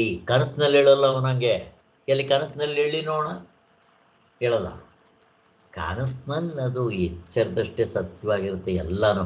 ಅಲ್ಲಿ ಬರೀ ಮನಸ್ಸಿದೆ, ಮನಸ್ಸೇ ಹಿಂಗೆಲ್ಲ ಕಲ್ಪನೆ ಮಾಡ್ಕೊತಾ ಇದೆ ಅಂತ ಅನ್ಕೊತಾನ, ಅಪ್ರಾಣಿಗೂ ಅನ್ನಲ್ಲ. ಅಂದರೆ ಅವನಿಗೆ ಅಲ್ಲಿ ಹಾವು ಬಂದರೆ ಕಾಲ ಮೇಲೆ ಕಾಲು ಹಾಕೊಂಡು ಕೂದಿರ್ಬೇಕು, ಹಂಗೆ ಅನ್ಸಲ್ಲ ಅವನಿಗೆ. ಆದ್ದರಿಂದ ಎಚ್ಚರಕ್ಕೆ ಬಂದ ಮೇಲೆ ಅವನ ಹೇಳ್ತಾನೆ, ಹೇ ಮನಸ್ಸೇ ಎಲ್ಲವೂ ಕಲ್ಪನೆಯಾಗಿ ತೋರ್ಕೊಂತು, ಗಾಳಿಗೊಬ್ಬರ ಕಟ್ತು, ಹಗಲ್ಗನಸು ಕಾಣ್ತು ಅಂತ ನಾವು ಹಿಂಗೆ ಹೇಳ್ತೀವೋ ಹಾಗೆ ಅದು ನಿಜವಾಗಿ ಕಾಣ್ತಾ ಇರುತ್ತೆ. ಆದ್ದರಿಂದ ಅದು ಕಲ್ಪನಾ ಶಕ್ತಿ ಎಂದುಕೊಂಡಿರುವುದೊಂದು ಹೇಳಬಹುದಾಗಿದೆ. ಹೀಗೆ ಅರಿವು ಇರುವುಗಳ ವಿಂಗಡ, ಅರಿವುಗಳು ಅರಿವು ಇರುವ ಆನಂದ ಅದರ ವಿಂಗಡ, ಅವಸ್ಥೆಗಳು 3 ಮತ್ತು ಅದರ ಒಳಗಡೆ ವಿಂಗಡ, ಬಗೆ ಬಗೆಯ ವಿಷಯಗಳು ಅರಿವುಗಳ ವಿಂಗಡ, ಸರಿ ತಪ್ಪು ಅರಿವುಗಳು ಇವೆಲ್ಲವೂ ಅನುಭವದಲ್ಲಿದ್ದರೋದನ್ನು ಅಲ್ಲಗಳೆಯುವುದು ಯುಕ್ತವೇ ಅಂತ ಇಲ್ಲಿ ಹಾಕಿರುವ ಬಗೆಯ ಆಕ್ಷೇಪವನ್ನು ನಾವು ಇರುವಿನಲ್ಲೇ ಬೇಕಾದಷ್ಟು ಹೇಳಿದ್ದಾರೆ. ಇಲ್ಲಿ ನಮ್ಮ ಆನ್ಸರ್ ಏನು ಅಂದರೆ, ಬರಿಯ ಇರುವು ಒಂದಲ್ಲ ಅನೇಕವಲ್ಲ, ಅದರಲ್ಲಿ ಸಂಖ್ಯೆ ಇಲ್ಲ. ಇಲ್ಲಿ ಒಂದಲ್ಲ ಅನೇಕವಲ್ಲ, ಸಂಖ್ಯೆ ಇಲ್ಲ. ಆದ್ದರಿಂದ ಅದರ ದೃಷ್ಟಿಯಿಂದ ಅವಸ್ಥೆಗಳಾಗಲಿ ತೋರುವ ಅರಿವುಗಳಾಗಲಿ ಅದಕ್ಕೆ ಎರಡನೇದೆನಿಸುವುದೇ ಇಲ್ಲ. ಅನುಭವನ ಹಿಡ್ಕೊಳ್ಳಿ. ಈ ಪ್ರಶ್ನೆ ಬರುತ್ತಾ ನೋಡಿ, ಗಾಢ ನಿದ್ರೆಯಲ್ಲಿದ್ದಾಗ ಇಷ್ಟು ತೋರುತ್ತಾ, ಆತ್ಮನು ಅವಸ್ಥೆಯಾಗಿ ತೋರ್ಕೊಂಡು, ಅವಸ್ಥೆ ಒಳಗಡೆ ಅರ್ಧ ಡಜನ್ನಾಗಿ ತೋರ್ಕೊಂಡು, ಆಧ್ಯಾತ್ಮಕ್ಕೆ ಇಷ್ಟೊಂದು ಬ್ರಾಂಚ್ಗಳಾಗಿ, ಆದಿಭೌತಿಕಕ್ಕೆ 84 ಲಕ್ಷ ಆಗಿ, ಆದಿ ದೈವಿಕಕ್ಕೆ ಇಷ್ಟಾಗಿ, ಕಾಲಾದೇಶ ಇಷ್ಟು ತೋರಿಸುತ್ತ ಸ್ವಾಮಿ ನಿದ್ದೆಯಲ್ಲಿದ್ದಾಗ? ಪ್ರಶ್ನೆ. ಸರ್ ಏನು ಇಲ್ಲ ಸರ್. ಯಾಕೆ? ಅಲ್ಲಿ ಆತ್ಮನಿಗೆ ಏನು ಇಲ್ಲ, ಅವನು ಅದೇ ಯಾಕೆ? ಯಾಕೆ ಅದ್ವೈತ ಇರೋದೊಂದೇ ಎರಡಿಲ್ಲ, ನಿತ್ಯ ಶುದ್ಧ ಬುದ್ಧ ಮುಕ್ತ ಸ್ವಭಾವ. ಆತ್ಮ ಸತ್ಯ, ಮಿಕ್ಕಿರದೆಲ್ಲ ಮಿಥ್ಯ. ಹುಡುಕಾಡಿದ್ರೆ ಸಿಗೋದಿಲ್ಲ ಸ್ವಾಮಿ, ಹಂಗೆ ತಗೋಬೇಕು. ಗಾಢನಿದ್ರೆಯಲ್ಲಿ ನಮ್ಮ ಅನುಭವದಲ್ಲಿದೆ, ಅಲ್ಲಿ ಪ್ರಶ್ನೆನೇ ಬರೋಲ್ಲ. ಎಲ್ಲ ಎಚ್ಚರಕ್ಕೆ ಬಂದ ಮೇಲೆ ಈ ಪ್ರಶ್ನೆ. ಈಗ ನಾವು ಎಚ್ಚರದಲ್ಲಿ ಇಷ್ಟು ತೋರ್ತಾ ಇದ್ರೂ ನಾನು ಆ ಸ್ಟ್ಯಾಂಡ್ ಪಾಯಿಂಟ್ನಲ್ಲಿ ನಿಂತು ನೋಡಬೇಕು. ನಮ್ಗೆ ಇವಾಗಲೇ ಅಯ್ಯೋ ಇಷ್ಟೊಂದು ಪ್ರಪಂಚ ಇಲ್ಲವೇ ಇಲ್ಲ ಅನ್ಸುತ್ತೆ. ಹಂಗೆ ಅಂದಿದ ತಕ್ಷಣ ನಿಮಗೆ ಈ ಚೆನ್ನಾಗಿ ಈ ಥರ ಮೆಲ್ಕಾಗ್ತಾ ಇದ್ದಾಗ ನಿಮಗೆ ಎಚ್ಚರದ ಪ್ರಪಂಚದ ಮೇಲೆ ಮೋಹ ಕಡಿಮೆ ಆಗೋಕ್ಕೆ ಶುರುವಾಗುತ್ತೆ. ನಿಮ್ಮ ಶರೀರದ ಮೇಲೆ, ನಿಮ್ಮ ಮೇಲೆ, ಮತ್ತು ನಿಮ್ಮ ಹೆಂಡತಿ, ಮಕ್ಕಳು, ಮನೆ, ಮಠ ಏನಾದರೂ ಆದರೆ ಅಯ್ಯೋ ಬೀಡ, ಅದು ನಿಜ ಅಲ್ಲ, ಅಯ್ಯೋ ಹೋದರೆ ಹೋಯ್ತು, ಏನಿದೆ ಹಿಂಗೆ ಅನ್ಸೋಕ್ಕೆ ಶುರುವಾಗುತ್ತೆ. ಇದು ನನ್ನ ಅನುಭವ. ಆ ಥರ ಆಗ್ತಾ ನೀವು ತತ್ವದಲ್ಲಿ ನಿಲ್ಲಕ್ಕೆ ಮೊದಲೇ ಈ ಅನುಭವಗಳು ಬರೋಕ್ಕೆ ಶುರುವಾದಾಗ ನಿಮ್ಮ ಮನಸ್ಸಿನಲ್ಲಿ ಅಷ್ಟೊಂದು ಒದ್ದಾಡಲ್ಲ ಸ್ವಾಮಿ, ಒದ್ದಾಡೋದೇ ಇಲ್ಲ. ಏಥೋ ಚೆನ್ನಾಗಿ ಮೆಲ್ಕು ಹಾಕ್ಬೇಕಿದೆ ಅವಸ್ಥಾ ಹತ್ರನ ಇಲ್ಲೇ ಇದು ಇದೇ ಜ್ಞಾನ. ಆ ವಿಷಯಗಳನ್ನ ಮನಸ್ಸಿನಲ್ಲಿ ಮೆಲುಕು ಹಾಕ್ತಾ ಇದ್ದರೆ ನಿಮ್ಮ ಕರ್ತೃತ್ವ ಭೋಕ್ತೃತ್ವ ತಿನ್ನೌಟ್ ಆಗ್ತಾ ಬರುತ್ತೆ. ನಿಮಗೆ ಗೊತ್ತಾಗುತ್ತೆ, ಆನಂದ ಜಾಸ್ತಿ ಆಗ್ತಾ ಬರುತ್ತೆ, ಮತ್ತು ನೀವು ಯಾವಾಗಲೂ ಖುಷಿಯಾಗಿರ್ತೀರ. ಇನ್ನೇನು ಬೇಕು? ಆದ್ದರಿಂದ ಇವಿಷ್ಟೆಲ್ಲ ಹೇಳ್ತಾ ಇದ್ದಾರೆ. ಅವಸ್ಥೆಗಳ ಅರಿವುಗಳು 3 ಎಂಬುದು ಅವುಗಳಲ್ಲಿ ವಿಭಕ್ತವಾದ ಅರಿವುಗಳು ತೋರಿಕೊಳ್ಳುವುದೆಂದು ಈ ದೃಷ್ಟಿಯಿಂದ ಸರಿಯೇ ಅಲ್ಲ. ಗಾಢನಿದ್ರೆ ಅನುಭವ ನೋಡಿಕೊಳ್ಳ್ರಿ. ಆದ್ದರಿಂದ ಯಾವುದು ಸರಿಯಲ್ಲ, ಎಲ್ಲ ಮಿಥ್ಯಾಜ್ಞಾನ. ಹೀಗೆಲ್ಲ ನಾವು ಭೇದ ಬುದ್ಧಿಯನ್ನು ಮಾಡಿಕೊಂಡಿರುವುದಕ್ಕೆ ಕಾರಣ ಏನೋ? ಹೀಗೆಲ್ಲ ನಾವು ಭೇದ ಬುದ್ಧಿ ಮಾಡ್ಕೊತಾ ಇರ್ತೀವಲ್ಲ, ಕಾರಣ ಏನು? ಅಷ್ಟೇ.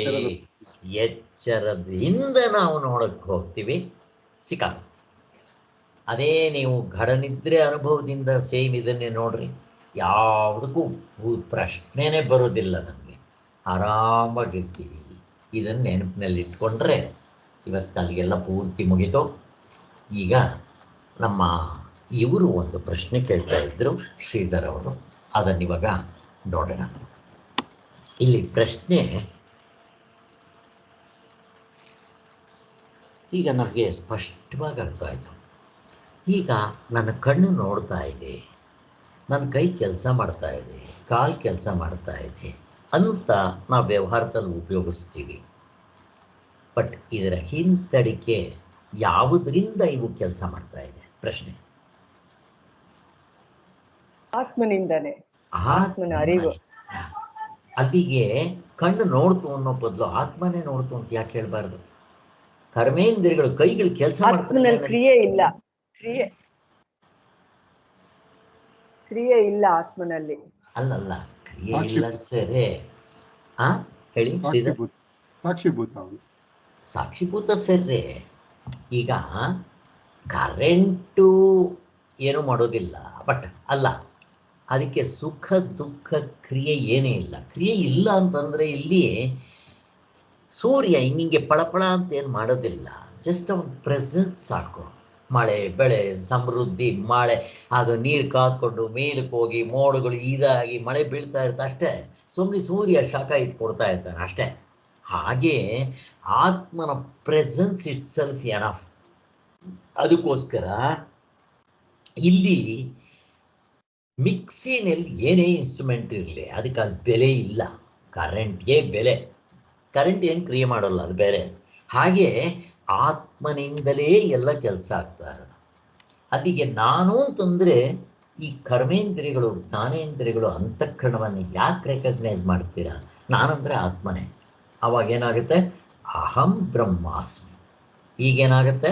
ಅಹಂ ನಾನು, ಅಹಂಕಾರ ಜೀವಪ್ಪ ಅಂತೀವಿ.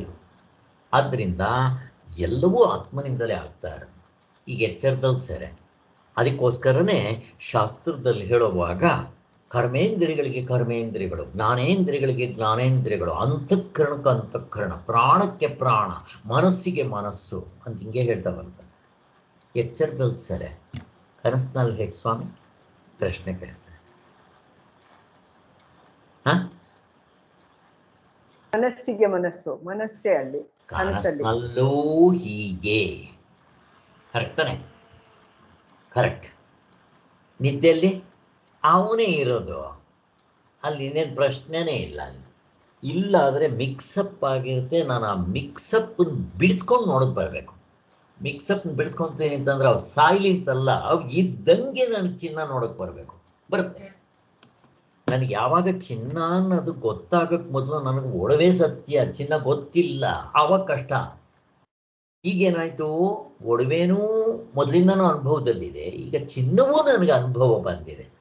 ಅಲ್ಲಿಗೆ ಎರಡು ಅನುಭವಗಳು ಇರೋದ್ರಿಂದ ಒಡವೆ ಕರಗಿಸ್ಬಿಟ್ರು ನನಗೆ ದುಃಖ ಆಗೋದಿಲ್ಲ. ಹಾಗೆ ಈಗ ನಮಗೇನಾಗ್ತಾ ಇದೆ? ಪ್ರಪಂಚ ಸತ್ಯ, ಬ್ರಹ್ಮ ಮಿಥ್ಯ. ಎಷ್ಟು ವ್ಯತ್ಯಾಸ ಇದೆ ನೋಡಿ. ದೇವರು ಯಾವನ್ ಕಂಡಿದ್ದಾನೆ? ದೇವ್ರು ಎಲ್ಲಿದ್ದಾನ್ರಿ? ನಾವು ಹಿಂಗೆ ಕೇಳ್ತೀವಿ. ಈಗ ಇವೆಲ್ಲ ವಿಚಾರ ಮಾಡಿದ್ಮೇಲೆ ಬ್ರಹ್ಮ ಸತ್ಯ, ಜಗತ್ತು ಮಿಥ್ಯ. ಅರೆ ಈ ತೋರ್ತಾ ಇದೆಯಲ್ಲ ಸ್ವಾಮಿ, ತೋರ್ಲಿ ಬಿಡ್ರಿ, ಎಂಜಾಯ್.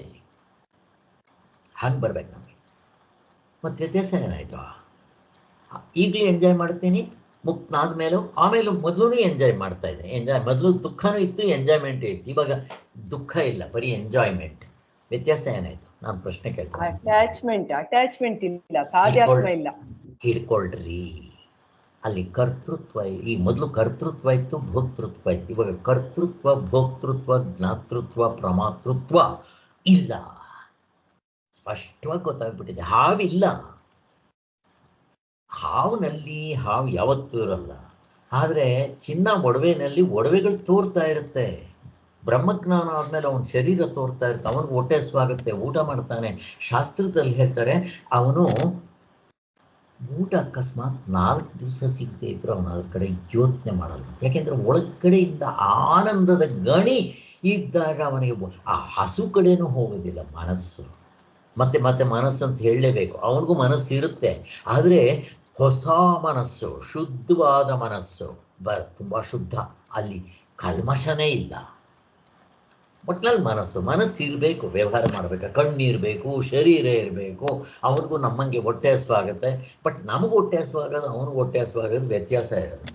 ಅಲ್ಲಿ ಹರಿಹರದಲ್ಲಿ ಒಬ್ಬರು ಗುಂಡಿ ಸ್ವಾಮಿಗಳು ಇದ್ದಿದ್ರಂತೆ. ಅಲ್ಲಿ ಒಂದು ಸಾರಿ ಅವರು ಹೊಟ್ಟೆಗೆ ಟವಲ್ ಕಟ್ಕೊಂಡಿದ್ದರಂತೆ. ಸಚ್ಚಿದಾನಂದ ಸರಸ್ವತಿ ಸ್ವಾಮಿಗಳು ಅವ್ರಿಗೆ ಮನೆಯಿಂದ ಏನೋ ಅಡುಗೆ ಮಾಡಿಕೊಂಡು ಬಡ್ಸಕ್ಕೆ ಹೋದ್ರಂತೆ. ಆವಾಗ ಅವರು ಆ ಊಟ ಕೊಟ್ಟಿದ ತಕ್ಷಣ ಆ ಹೊಟ್ಟೆ ಕಟ್ಟಿದ್ದ ಟವಲ್ ಬಿಚ್ಚಿದ್ರಂತೆ. ಸ್ವಾಮಿಗಳು ಕೇಳಿದ್ರಂತೆ, ಯಾಕೆ ಸ್ವಾಮಿ ನೀವು ಟವಲ್ ಕಟ್ಕೊಂಡ್ಬಿಟ್ಟಿದ್ದೀರಿ ಅಂತ. 3 ದಿವಸದಿಂದ ಇದು ಗೊಡಗೊಡು ಅಂತ ಇದೆ ಕಣ ನೋಡ, ಅದಕ್ಕೆ ಬಿತ್ತೆ ಕಣ. ಸಂತೋಷವಾಗಿ ಯಾರಾದರೂ ಕೊಟ್ಟರೆ ತಿಂತಾರೆ, ಅದು ಇಲ್ಲ. ಹಾಗಿರ್ತಾರೆ ಬ್ರಹ್ಮಜ್ಞಾನಿಗಳು. ಆದ್ದರಿಂದ ನಮ್ಗೇನಿವಾಗ ಬದುಕಿರೋದೇ ತಿನ್ನೋದಿಕ್ಕೆ, ಅವರು ತಿನ್ನೋದಿಕ್ಕೆ ಅಲ್ಲ, ನಾವಿರೋದೇ ತಿನ್ನೋದಿಕ್ಕೆ ಬದುಕಿರೋದು ನಾವು. ಅವರು ಬದುಕಿದ್ರೆ ಸುಮ್ಮನೆ ಹಾಗೆ, ಅವ್ರಿಗೆ ತಿನ್ನೋದು ಸೆಕೆಂಡ್ರಿ, ನಮಗೆ ತಿನ್ನೋದು ಪ್ರೈಮರಿ ನಮಗೆ. ಆದ್ದರಿಂದ ಬದುಕಿರೋದೇ ತಿನ್ನೋದಿಕ್ಕೊಬ್ಬ, ನೀನು ತಿನ್ನು ಅಂತ ಇರ್ತಾರೆ. ಹಾಗೆ ಎಷ್ಟು ವ್ಯತ್ಯಾಸ ಇದೆ ನೋಡ್ರಿ. ಹೀಗೆ ಇಲ್ಲಿ ಆ ಪ್ರಶ್ನೆ ಅಲ್ಲ, ಇಲ್ಲಿ ಪ್ರಶ್ನೆ ಏನು ಅಂತಂದರೆ, ಟೈಮ್ ಆಯಿತು, ಇನ್ನೊಂದು ಸರಿ ಇಟ್ಕೋಣ. ಅದನ್ನು ಪ್ರಶ್ನೆ ಸ್ವಲ್ಪ ಡೀಲ್ ಮಾಡಬೇಕಾಗುತ್ತೆ. ಓಕೆ. ಓಂ ಶಾಂತಿ ಶಾಂತಿ ಶಾಂತಿ. ಜೈ ಗುರು.